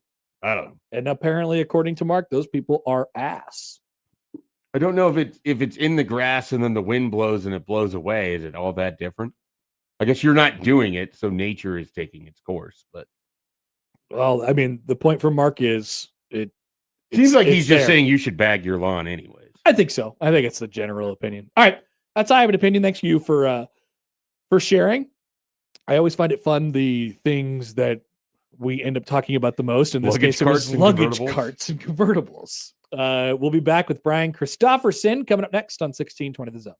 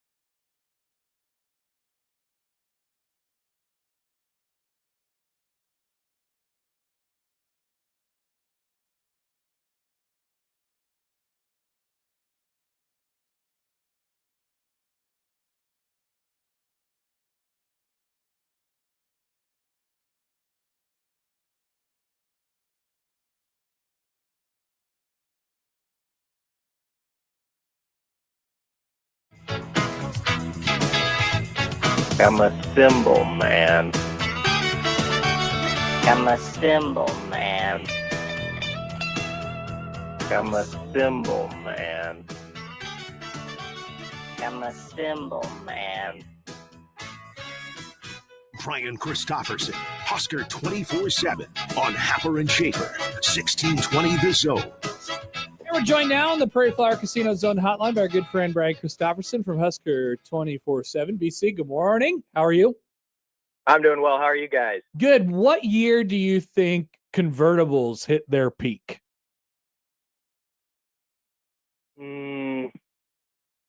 I'd say 1996. Yeah, late 90s. Would you agree with the idea that they have gone away a little bit? They're not completely extinct, but they are possibly endangered, the convertibles. I haven't thought about it, but I think there could be some truth to that. There's probably some concern in the convertible market. They've gone the way of the calzone. Yeah, where things are trending with that. But that's something to ponder throughout the rest of the day for me. Yeah. To be fair, nobody has thought about this except for me for some reason. Well, today's the day we can start changing that. I guess we can. Do we want to get behind the convertible movement? Like, are we the guys to start that? I'm certainly not pushing for it. I don't need them to be there. Schaefer and I both talked about our sort of confusion with convertibles at times and how impractical they seem, but we've just noticed that they've gone away. So maybe the public thinks like us. I've never been a big open air driver. I do have fond memories of when I was in college at Harper Smith at UNL of a guy on our floor on our broomball team. And we won our broomball championship, by the way, won the t-shirts over at the ice box.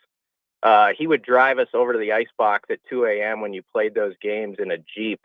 And I remember fondly that experience. He was kind of a wild man with that Jeep and being out of the air, hitting your face as we were about to go dominate some broom balls. So I do have good feelings about it. And I have good memories of putting down my window and listening to like Everlong by the Foo Fighters and stuff like that. But I've never been a convertible guy in full.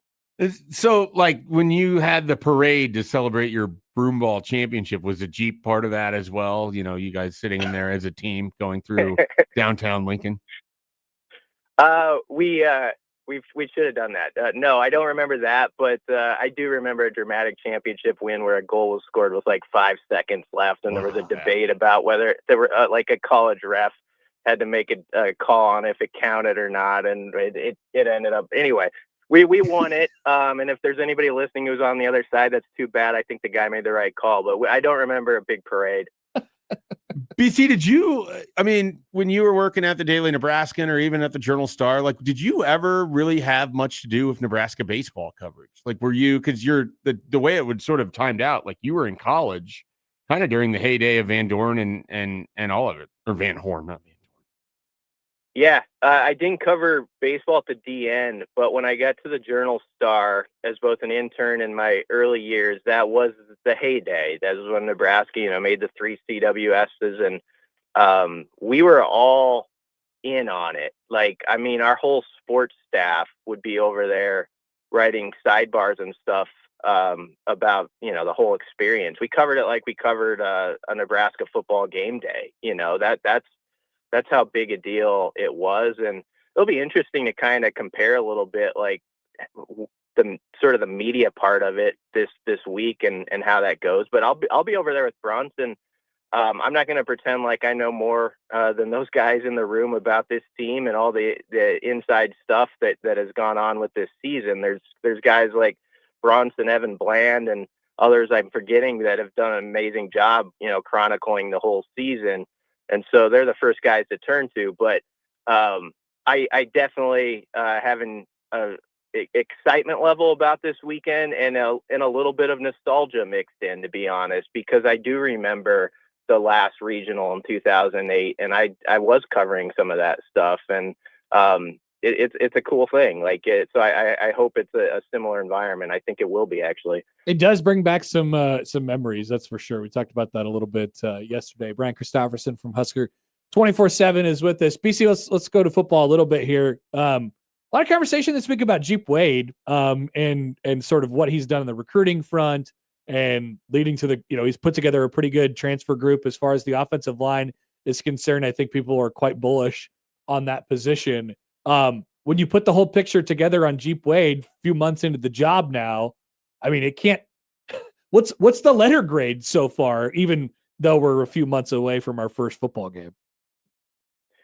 Yeah, it's understood. They got to go now, put it on the field, but the letter grade so far would be an A, I think. I mean, I don't see how it couldn't be, because you think about what they did in the portal, and obviously those guys have to produce, but we know that like Paul Mubango was a prospect that like 3 or 4 SEC schools were heavy on, including Alabama was one of them. And Nebraska won that fist fight.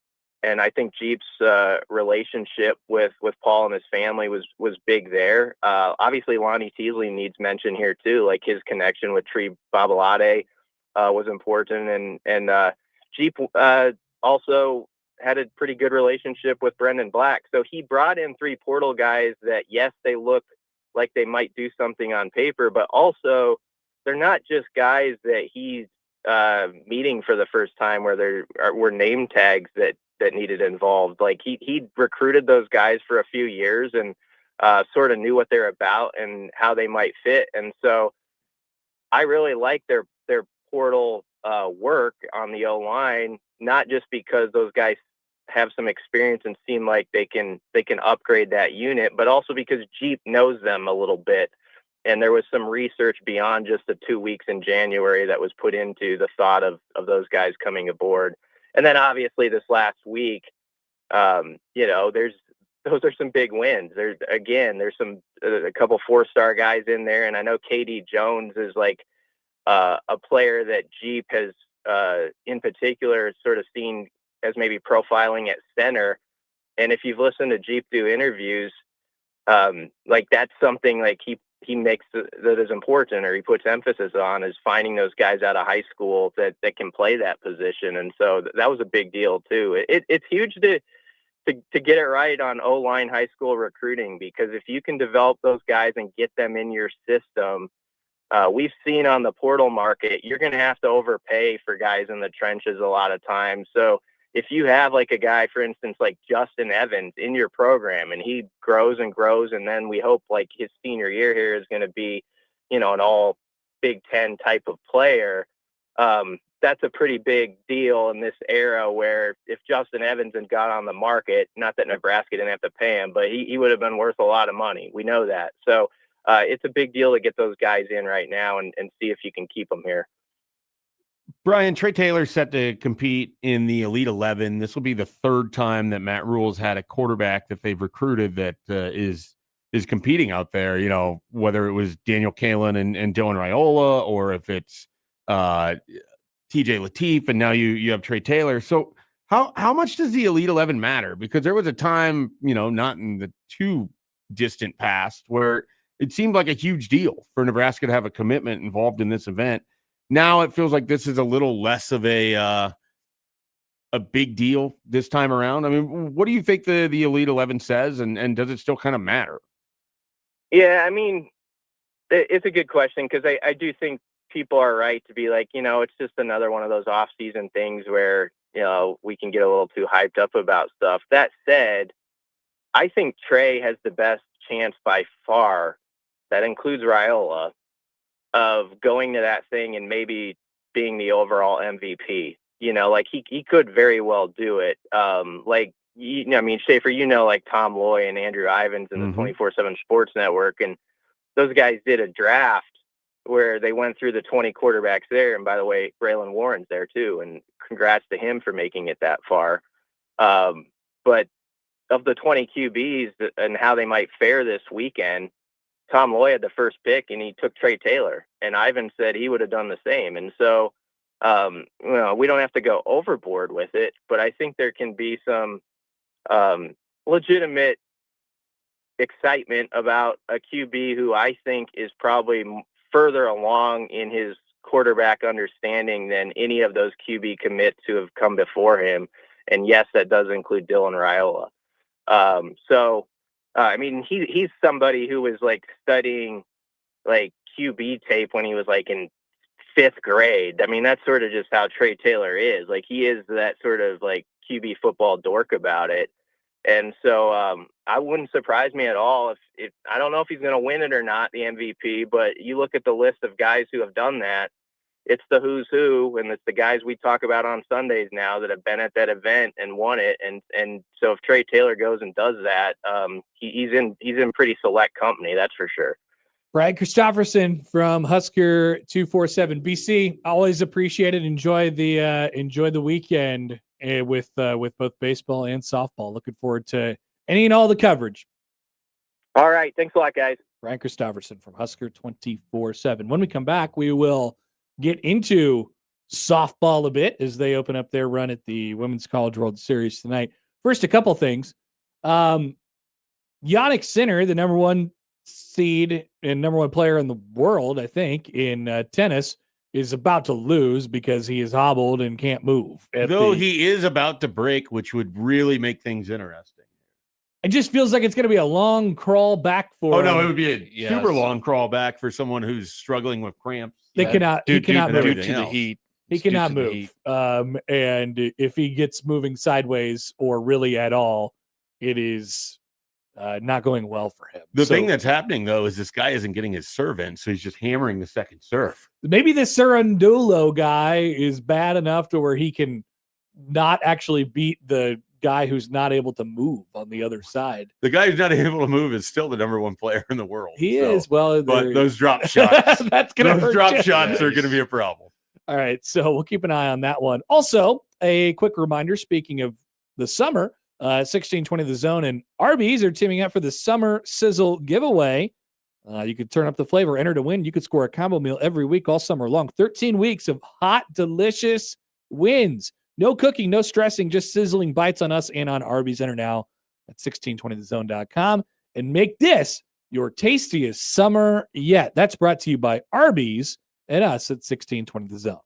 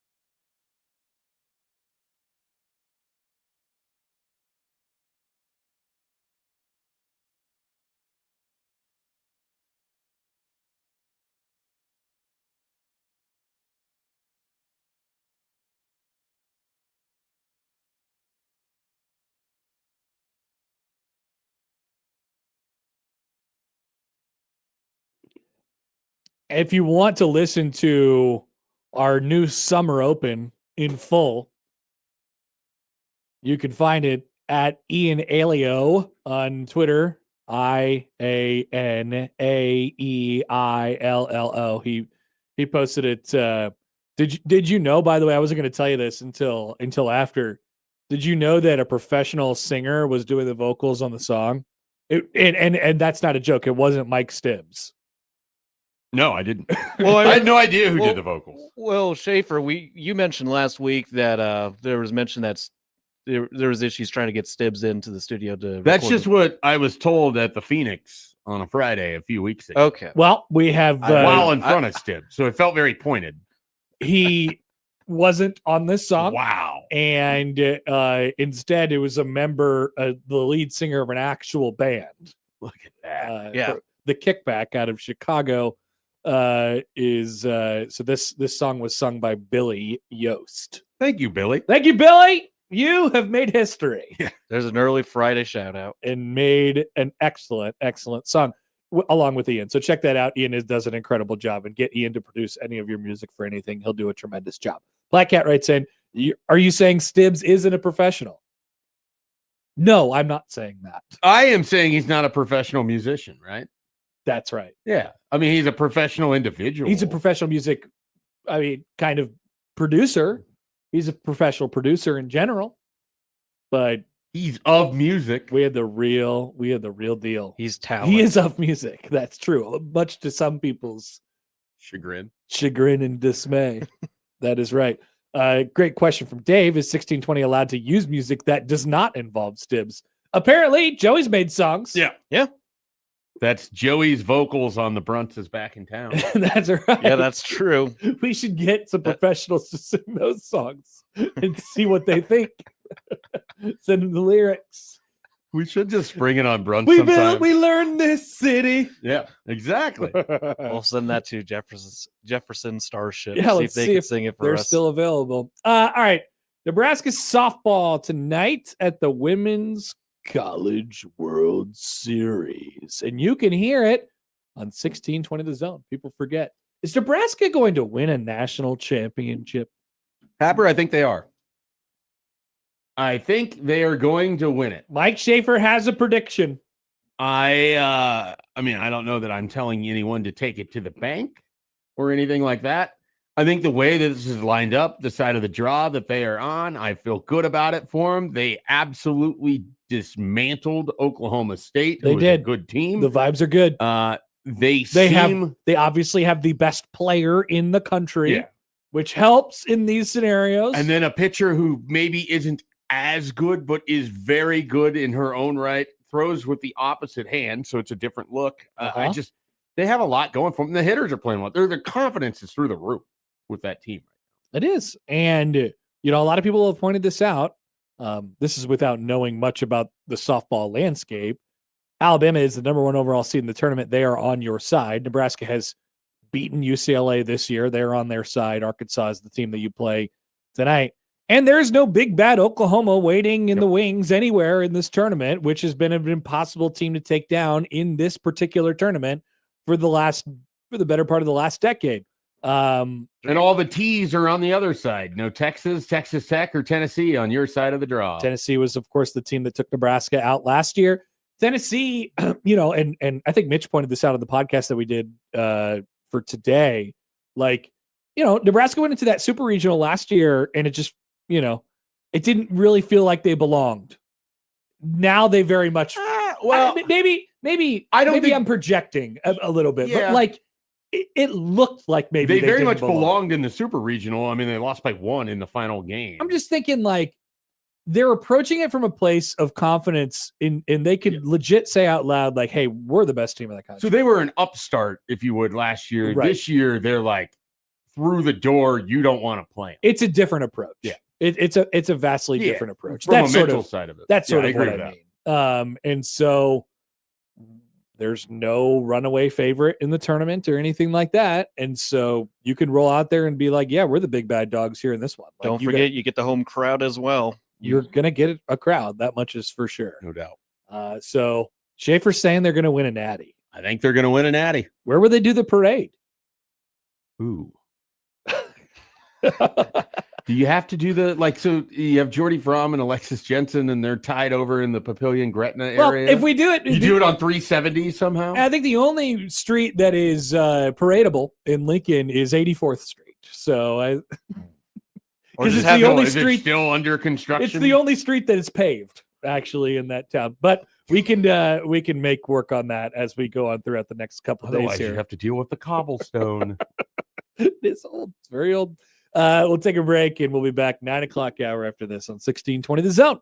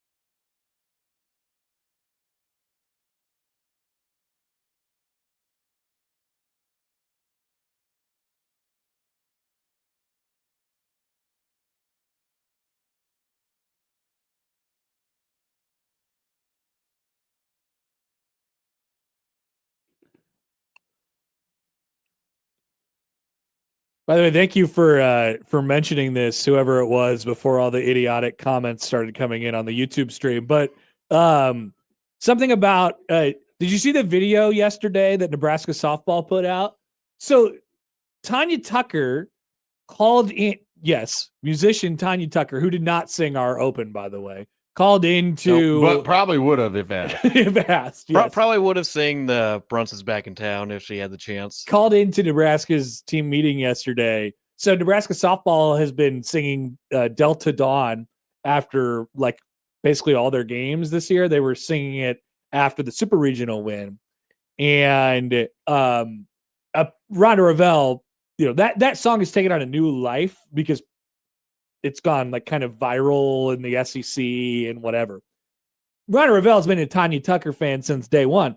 And she like called into this team meeting and Rhonda Revelle was like speechless. Like, oh my God, what is happening? I want to right know now? who at Nebraska set that up. Great question. Great job by them. I don't know who set up the Tanya Anytime Tucker you can thing. shock a coach in their own meeting, that's good job by you. It was unbelievable. Yeah. It was unbelievable. It was a great video. And so now they'll have Tanya Tucker on their side as well at the Women's College. So World do Series. you think they'll win a national championship? Do you think they'll reach the national I championship? feel like no, but I have no reason to say like I have no reason You got no barometer on one it? way or the I really don't. I mean, I just feel like they won't win. Okay. That seems like the answer then. The answer is no. I mean, yeah, you're giving me yes or no. I guess I'll say no. Okay. I'm basically playing the odds here. That's all. I get it. But I can see the argument for it because they have the best player in the country. They do. Yeah. And they are just playing really, really well right now. Is that enough though against some of the nation's other top pitchers and top offenses? I think the playing late thing will definitely distract Arkansas. That's for sure. It won't distract Nebraska. It won't distract Nebraska.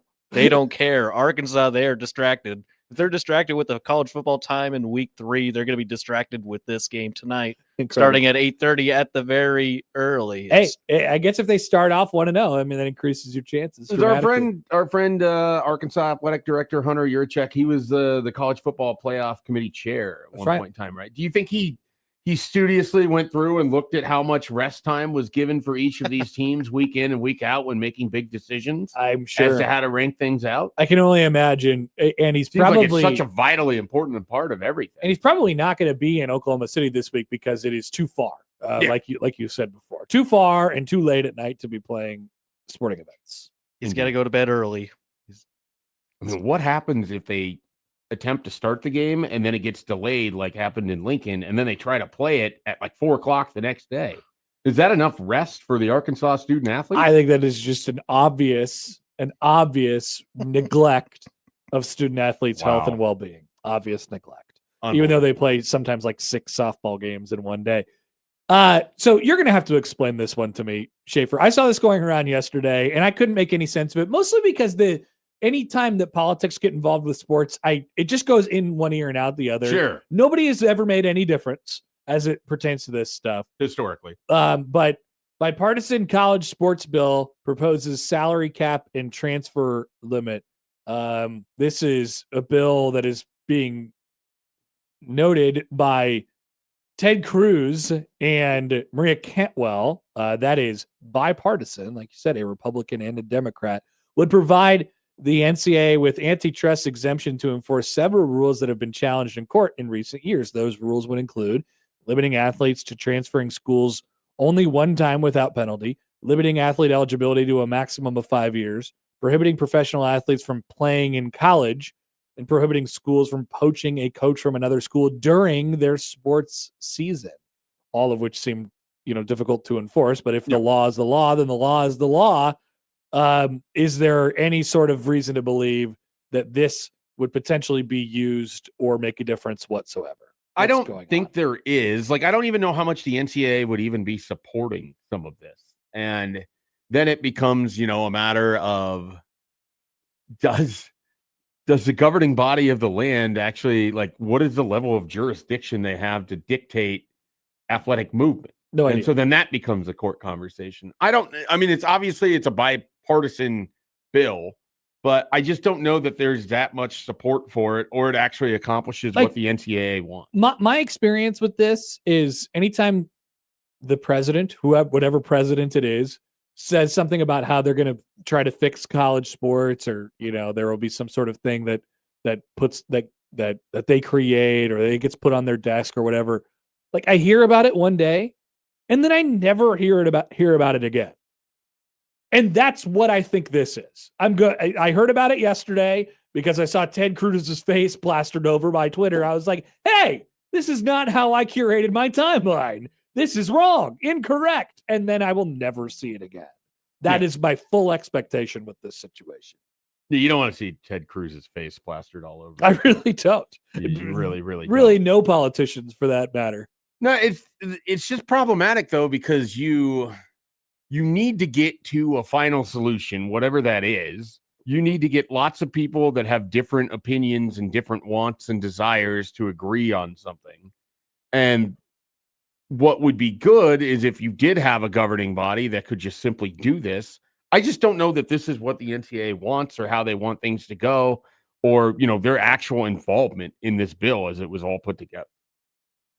So what do you mean? Well, I mean, what do you think they want?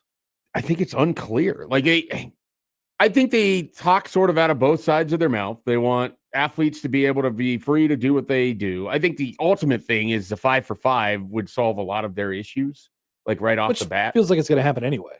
Right. And so I think they have enough support for that.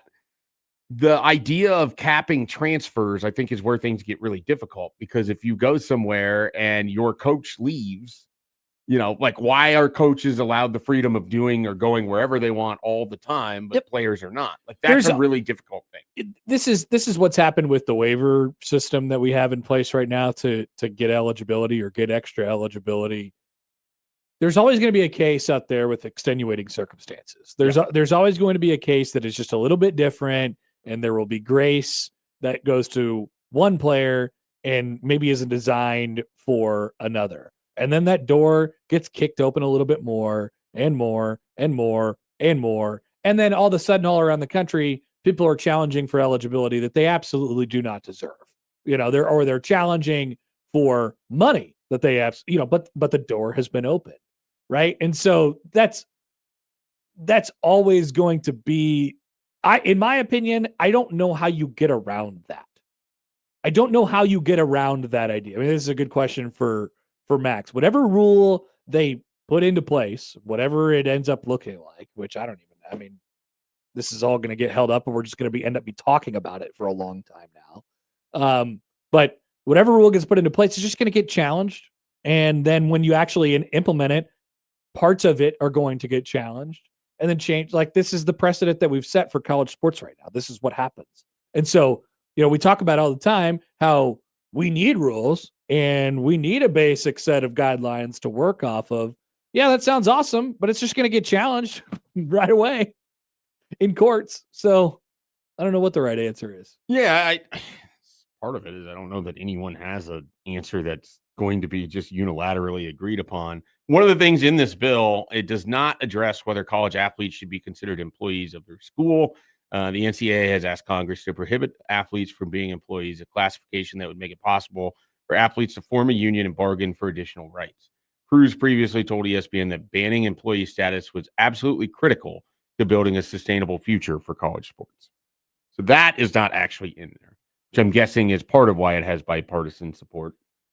It's a bit of an undertaking. Yeah, well, and that is one of the things the NCAA is absolutely seeking out, and they wouldn't have it here. I don't think anything's going to happen. No, I mean, that's the big thing is you have people are endeavoring, but I just don't think that we have an answer yet. And the problem that I have is I don't even know what the answer is. What's another Half thing? the time, I don't even know what the question we're trying to answer is. That's a great point. Because for me, and this is where I come down on a lot of it, I don't want to think about any of this stuff. I don't either. I just want there to be sports and for me to watch the sports, comment on the sports, enjoy the sports, be annoyed when my team does not win the sports, be elated when my team does win the sports. That's what I want out of all of it. Well, I don't want to care about court cases. I don't want to think about Brendan Sorsby's court case down in Lubbock. I also want to know, Like, I want to know the rules. That is a big part of it. I would like to know. Imagine being the coaches of this thing. Like Yeah. that's what I can't even fathom. You're supposed to be building a team and a roster and playing a game and being competitive. And you don't even know what half the rules are. You don't know what your competitors are doing. You don't know how they're doing it. You don't understand why there's a spending cap, but people are now doubling or tripling it. Like, it's just, that would be so difficult to me. And coaches are coming up with different things to complain about every day, including tampering. Which would be true even if this wasn't a thing. That is definitely That is a true. very whiny bunch. So there was the SEC meetings over the last couple of days, and Pete Golding has come under fire over the last several weeks because who is it? Dabo, who was like, look, man, this guy was tampering. It was him. It was him. we signed a guy, and he got a literal text from Pete Golding who was like, will you leave Clemson right now and come to us?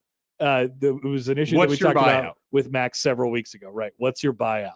Addressing media members at SEC spring meetings on Wednesday, Pete Golding made it clear he's not caught up on what everybody else's opinion of Ole Miss is. Quote, I couldn't care less what everyone else thinks of us.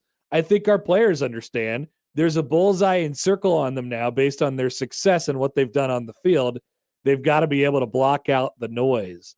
And so obviously there's the whole Lane Kiffin thing.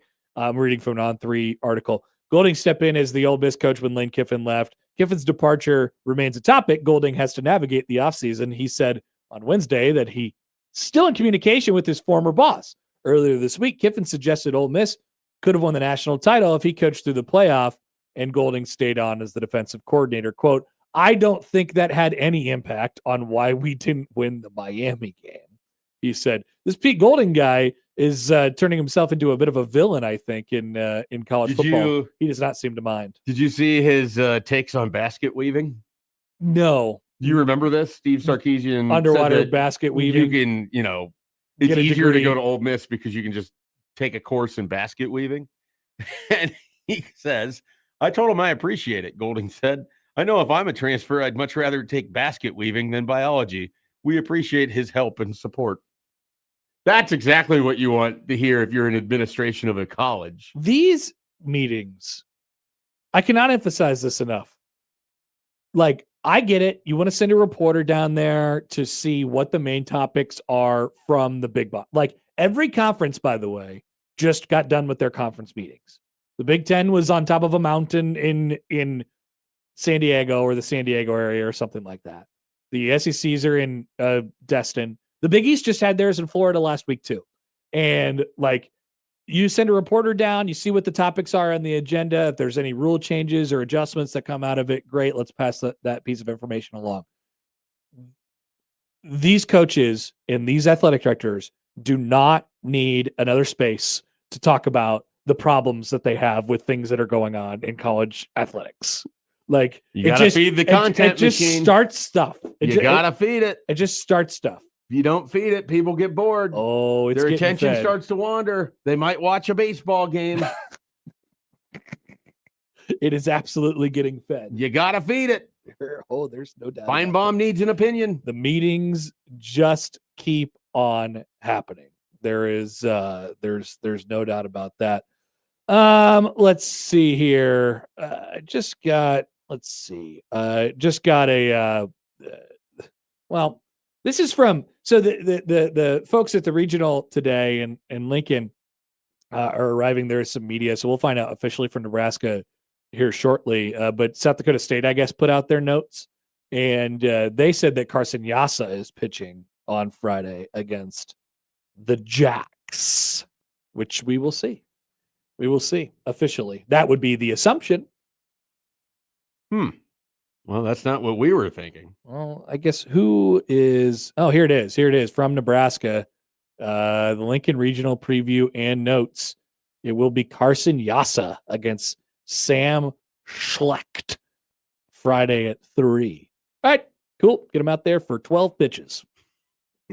Get him a bullpen in front of fans. Yeah, I mean, whatever. You come back. You could really approach it however you want to approach it. The game one is a big deal, as always. It makes you wonder if you're trying to get like 3 innings, but you still got to You have to win 2 games. You're also probably thinking about Sunday and Monday too. Yeah. But we're talking about a pretty quick turnaround. I don't know.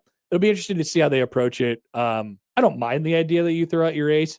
It just feels like there was a real opportunity to throw off here for Nebraska. So we will see what Will Bolt says about that today. When we come back, Max Olson will join us. We'll talk about the issues of college athletics and more on 1620 The Zone.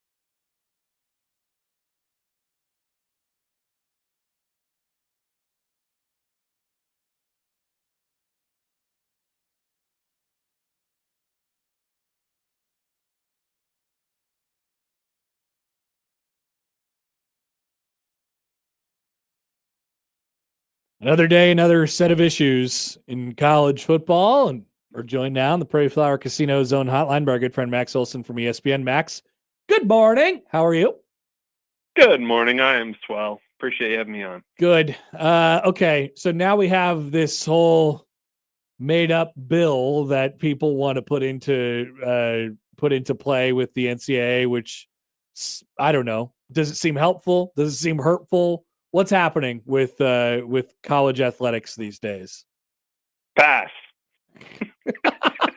Go to the next one. All right.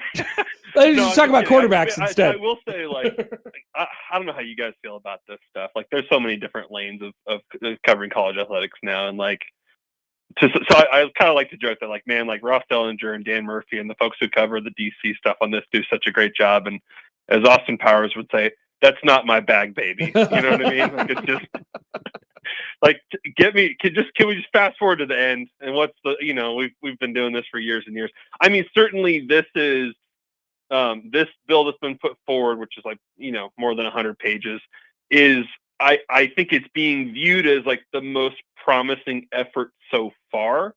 I would not read into it as this is going to be the law of the land yet, because there's a lot of steps to getting to the finish line here, and could be a lot of revisions. I mean, even in the process of putting this together, there was a lot of compromising, including on one-time transfer rule and things like that they had to kind of figure out to even just get a draft like this together. So I'm interested to see. Certainly, I think it's as you would expect. The framework of this is pretty favorable for the adults. It's pretty favorable for the conferences that, they want the antitrust protections and, being able to enforce the house settlement and things like that. And so, I think that's where I'm interested to see the pushback on, is this just too unfriendly towards the player to take away unlimited transfers and some of the, abilities to make unlimited money, basically, and stuff like that. That's where I'm interested to see if there's enough pushback, and can they actually secure enough support and votes for this to try to get this to the end. So your colleague David Hale put together just an incredible list of the 138 quarterback. Here we go. The 138 quarterback situations, which referring to it as a quarterback situation is tremendous, by the way. But So he puts this whole thing together. I don't know how much back and forth he would have with the rest of you over at ESPN, or if this is just 100% sort of where he lands on everything. As you saw that it's 100% list. Hale. It's unilateral for sure. Okay, so you won't get any of the blowback on it. How, as you look at it, who would Max Olson put number one, or what would your, you can do it like him. What would your tier one be? I think, and that's where you also get into the okay, do you want to just go on resume? Do you want to go on who you think the best will be in 26? Do you want to, there's a lot of different ways to look at it. I legitimately do think that Arch Manning will be the number one pick and will be the best quarterback in the country this year. Wow. I do think that. And part of that is that he is surrounded by so much talent he can't fail. Team this year. Yeah, absolutely. I think when you have Cam Coleman and Ryan Wingo, who I think are two top 10 receivers in college football, when you have, two of the most coveted running backs in the portal, obviously they have to fix the offensive line, but they got a first round pick in Trevor Gooseby to come back.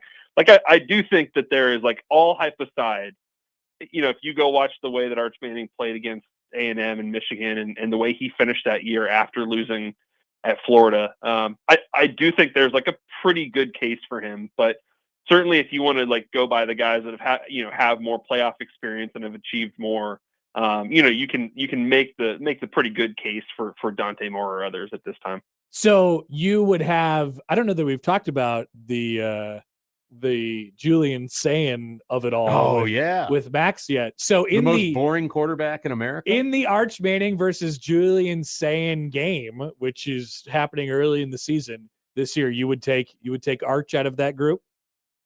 I would. Also, can I interest you guys in a little Tavian St. Clair? If you watched Ohio State's spring game, you're man, the number 2 guy might be even better than Julian Sayin. Wow, you're in Schaefer's territory then. There's weird, I don't know if I'd say vibes, but I think there's people that are okay, Julian Sayin was really good. He was up for the Heisman, but this other it's guy. Not totally Jalen and Tua, but it is one of those situations. It has that feel. Man, that number 2 guy is like, he's coming. And like, if he has to wait till next year, so be it. But like, I think Julian's saying, to some degree, it's like, man, you kind of have to improve because this guy has got incredible potential. And I think we'll be talking about St. Clair as one of the top guys in the Big Ten next year. So, I think Julian's saying, like, again, there's another guy who's surrounded last season by incredible talent. You could say maybe offensive line wasn't good enough or whatever, but I want to see a lot of growth from him.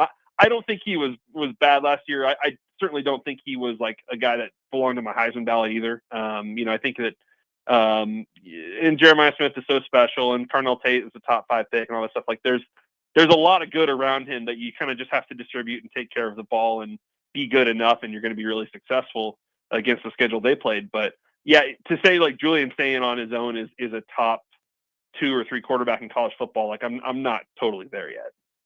I want to ask you about a guy that just reminds you how long a college football career is and sort of the ebbs and flows of stardom and expectations. You have to go all the way down to tier 9 to find Avery Johnson. What? Avery Johnson. Right. Like, what level of curious are you about how this looks with Colin Klein now at Kansas State? And maybe if there's a boost that potentially comes from a different head coach, a different system with Colin Klein in place at Kansas State, with a guy that Avery Johnson a couple years ago, people were thinking was going to be an absolute star in this sport. That's right. And in his, he was recruited to Kansas State by Colin Klein and picked K-State over like Oregon and Washington and like some pretty good options. He's certainly been like the face of the program since he showed up, and that includes when Will Howard was there, and like a guy that's like, been probably one of the highest paid guys in the Big 12. And like, they've, everybody's really rallied around Avery Johnson at K-State over the last 3 years as like, man, this is a blue chip guy that we can really build this thing around.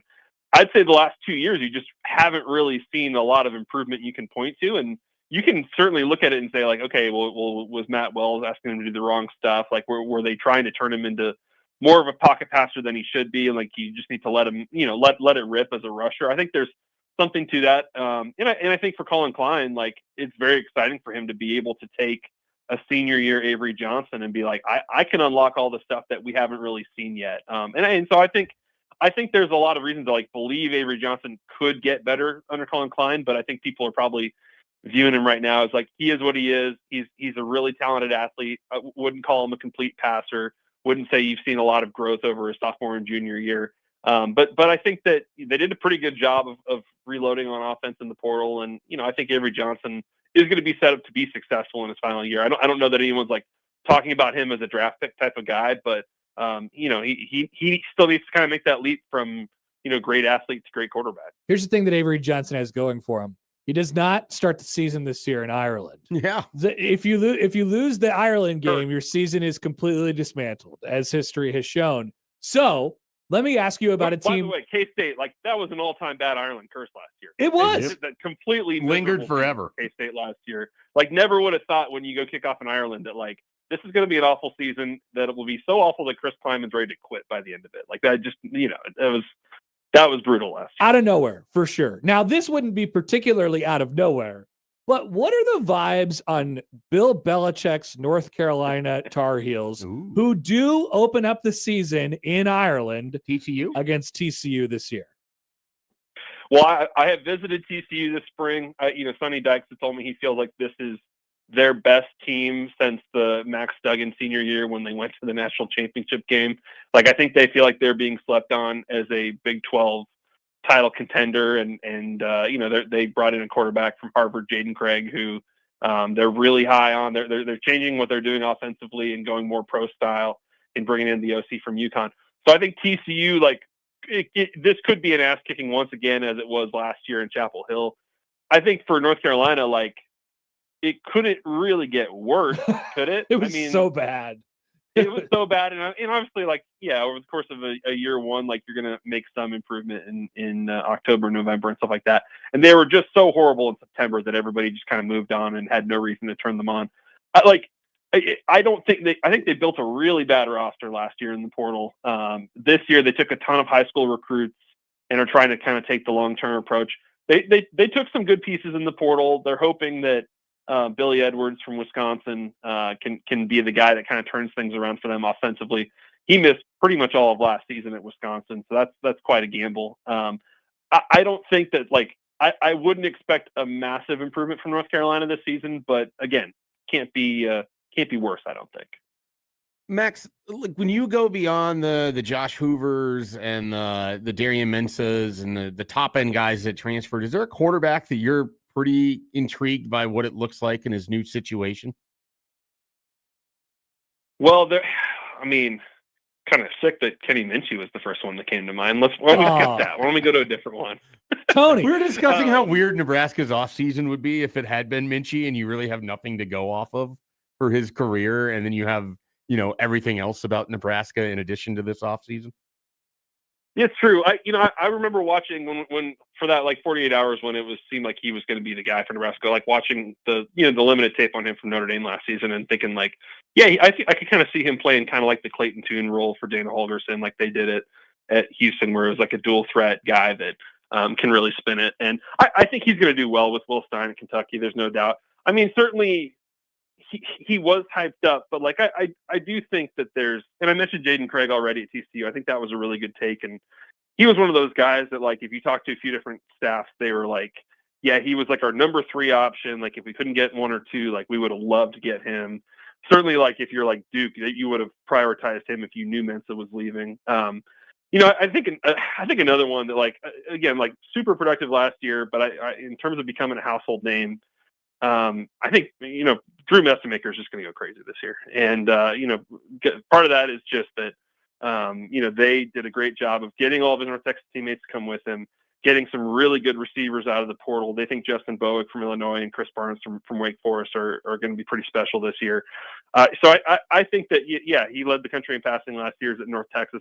I think it's all going to translate in the Big 12, and I think they're going to have a chance to be one of the most improved teams in the country. So in terms of him becoming yes, he was hyped in terms of the portal, but in terms of him becoming a household name, I think he's really about to take off. All right, should we make some sort of a promise going forward that we only maybe one question about the quote unquote topic of the week, which is inevitably going to be about some sort of legislation or rule breaking or something like that? No more than one question about legislation. Is that? I mean, I'm sure Max would sign up for possible. I think to me, it's funny that how hard do you sigh as you even start to ask the question. I know you don't even want to do it either. I don't.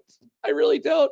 But we have a great college football guest on, so I figured I'd get his opinion. But I'm glad you don't want to talk about it either. So it's great. All right, Max. We'll see. Yeah, we'll see if that continues to. I'm sure it will continue to dominate our attention. But yeah, between that and 2014 playoff, man, exciting. I have a real quick one. Sure. Wait, what is it about? Is it about football? No, it's about blind transfers. Has there been any real discussion on this, or did what they put together really just shut that down entirely? Yeah, they really shut it down. I think that's great. They solved something. Yeah, kind of. You can't point to a lot of other examples of man, the NCAA was really ahead of what this trend was going to be, and was able to kind of put up some barriers before it even began. So credit to them on kind of understanding where the market was going on that stuff. And, I definitely talked to agents in February who were hearing from schools who were hey, we want to do a Jake Retzlaff. We want to get, you just got to unenroll him from the school. You don't have to put his name in the portal, and he'll just enroll at our school and as a walk-on, and then we'll pay him and it'll be fine. And, teams were already kind of figuring that out because you have needs post-spring. And so, that was definitely going to happen until they put that rule in place. And so, yeah, really right now schools are sorting through the guys that are still stuck in the portal. There's, there are agents who are trying to push D2 guys into the portal to try to fill up some of these spots. And you've got JC guys that I think are going to have good opportunities, but yeah, they really kind of killed the spring portal. And I think that it's going to be interesting to see who that ends up being a problem for, because there's certainly going to be some of these teams that have injuries in fall camp and are going to be man, we really should have resolved this in the spring and we couldn't. Max Olson from ESPN. Max, great stuff. We'll talk football next week. See you later.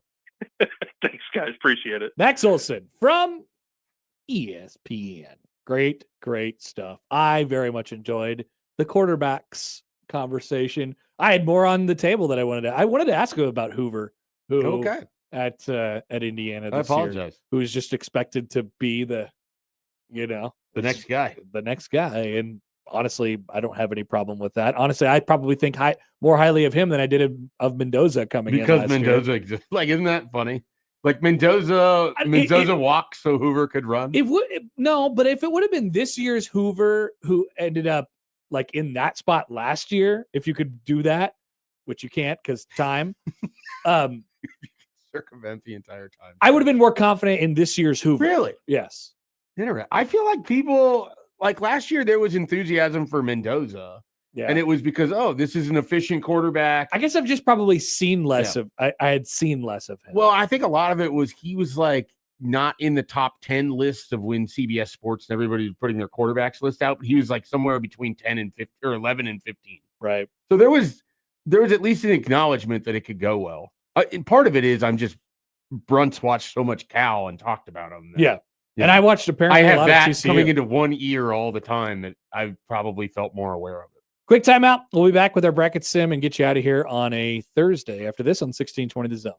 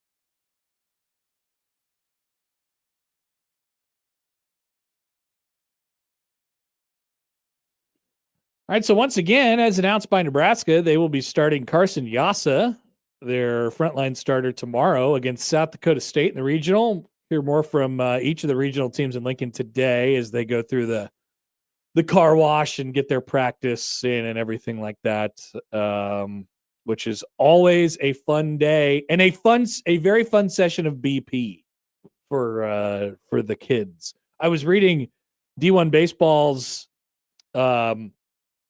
one fact about every team. Oh, it's pretty good. So the one they use for Nebraska is their .958 home win percentage, which is a stat. Ole Miss's 32.8% whiff rate from their pitching staff. that's pretty good. It's a little concerning considering Nebraska, when they've run into problems, they can get a little strikeouty. Oh yeah.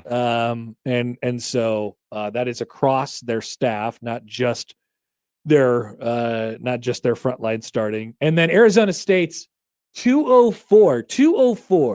That is WRC plus for Harry Bonds, Landon Hairston, who 204. So WRC plus is a 100 is average. That is basically telling you how much better than the rest of college baseball you are. And they are saying twice as good for Harry Bonds. He gives me real Andrew Vaughn vibes because he's not that big. He's like 5'10", 5'11". Yeah, not at all. And that's what Vaughn was coming out of Cal as a first baseman. 104% better than the league average, which is the same number, by the way, as Aaron Judge in his 2025 AL MVP campaign. So he was twice as good as everybody else, and so is Harry Bonds right now with his 28 home runs, and I thought it was 98 driven in this year, but they wrote 79. I thought he had almost 100 runs driven in this year. Anyway, what's South Dakota State? It is 10 innings thrown by senior right-hander Ty Madison across three appearances in the Summit League tournament. They must be listeners to get them there. Maybe they are. They couldn't have found that stat themselves. Well, they're not. I don't think the boys are in town yet at Drover, but they will be very, very, very, very soon. KP contributes sometimes. Maybe he listens. You okay? He was on the show earlier today. Yeah, I had something caught up there. Let's go to our bracket sim, and we have one more of these ever. Maybe the bit will be dead. I don't want it to be dead. No, we'll bring it back for the CFP. What else It'll has be back brackets that can be simulated? We're too late for the French Open unless we just go with the Sweet 16. There's a tab for CFB, so I'm assuming they'll have something for college football. We'll see once Seems we too get to early November. to start that. Well, yeah, we'll see once we get into November, once they do the rankings. You might have to get creative and come up with a new bit, a new idea that we could repeat every single day. But for today, we have this, and as I hit simulate, Nebraska does advance out of the Lincoln Regional. Whoa. And they lose to Auburn in the Super. UCLA wins the national championship. Congratulations to the Big Ten. Another national championship. It is a Mississippi State title in a Connor World Series where Nebraska does not win the Lincoln Regional. Oh, I want to see him make it. I want to see him. You want to see Nebraska Auburn? No, I mean, don't get me wrong. Like, I want to see Nebraska have success. I just think their presence in the College World Series supersedes everything. Takes over the entire thing and changes it. But I want them to win. Yeah, no, but I didn't mean to imply that you didn't want them. Yeah, unfortunately, but I think people have taken it that way. That there wasn't Nebraska in the College World Series by calling it a Connor. People have taken it that way, of course. Normally, that's going to happen. You're famously popular. At the same time, I understand that we cannot have both. We cannot have Nebraska win all of their games and them not make the College World Series. So we do have a College World Series. Nebraska beats UCF in the Super Regionals. In Lincoln. Yes. So we have UCLA, Southern Miss, North Carolina, Nebraska on one side, then Georgia Tech, Florida State, Oregon, Georgia on the other. Georgia Tech over UCLA in the championship game. That would be a fun title series. That would be. Yeah, I got back-to-back with those two. I don't know if anybody would attend, off. but there would be a fun title series. I have never met someone who's a Georgia Tech fan. I've been to Atlanta many times. Nebraska famously had Jeff Sims from Georgia Tech. Like, I don't. I don't know anyone that's a Georgia Tech fan. A rambling wreck guy. I think there's a lot of Did you people who see- are like, oh, I hope they do well. I was watching Georgia Tech play, and I think it was the ACC semifinal, and they kept showing a lady with a rambling wreck hat. It She's was wearing her hat was a car. Yeah, it was awesome. It was very, very cool. I appreciated it. Maybe she'll be here at the College World Series. Maybe she will be. Maybe she'll be the new Vandy Whistler, except for without the whistling. Vandy, of course, not in the NCAA tournament, and Out. we are not particularly displeased by that information. All right, that'll do it for us today. We appreciate you all listening. If you missed our beautiful new theme song, you can find it where Ian tweeted it out or listen back to our 6 o'clock or 8 o'clock podcast this morning. If you missed anything else, 1620 The Zone is where you can find it. Crossover with Matt is coming up next.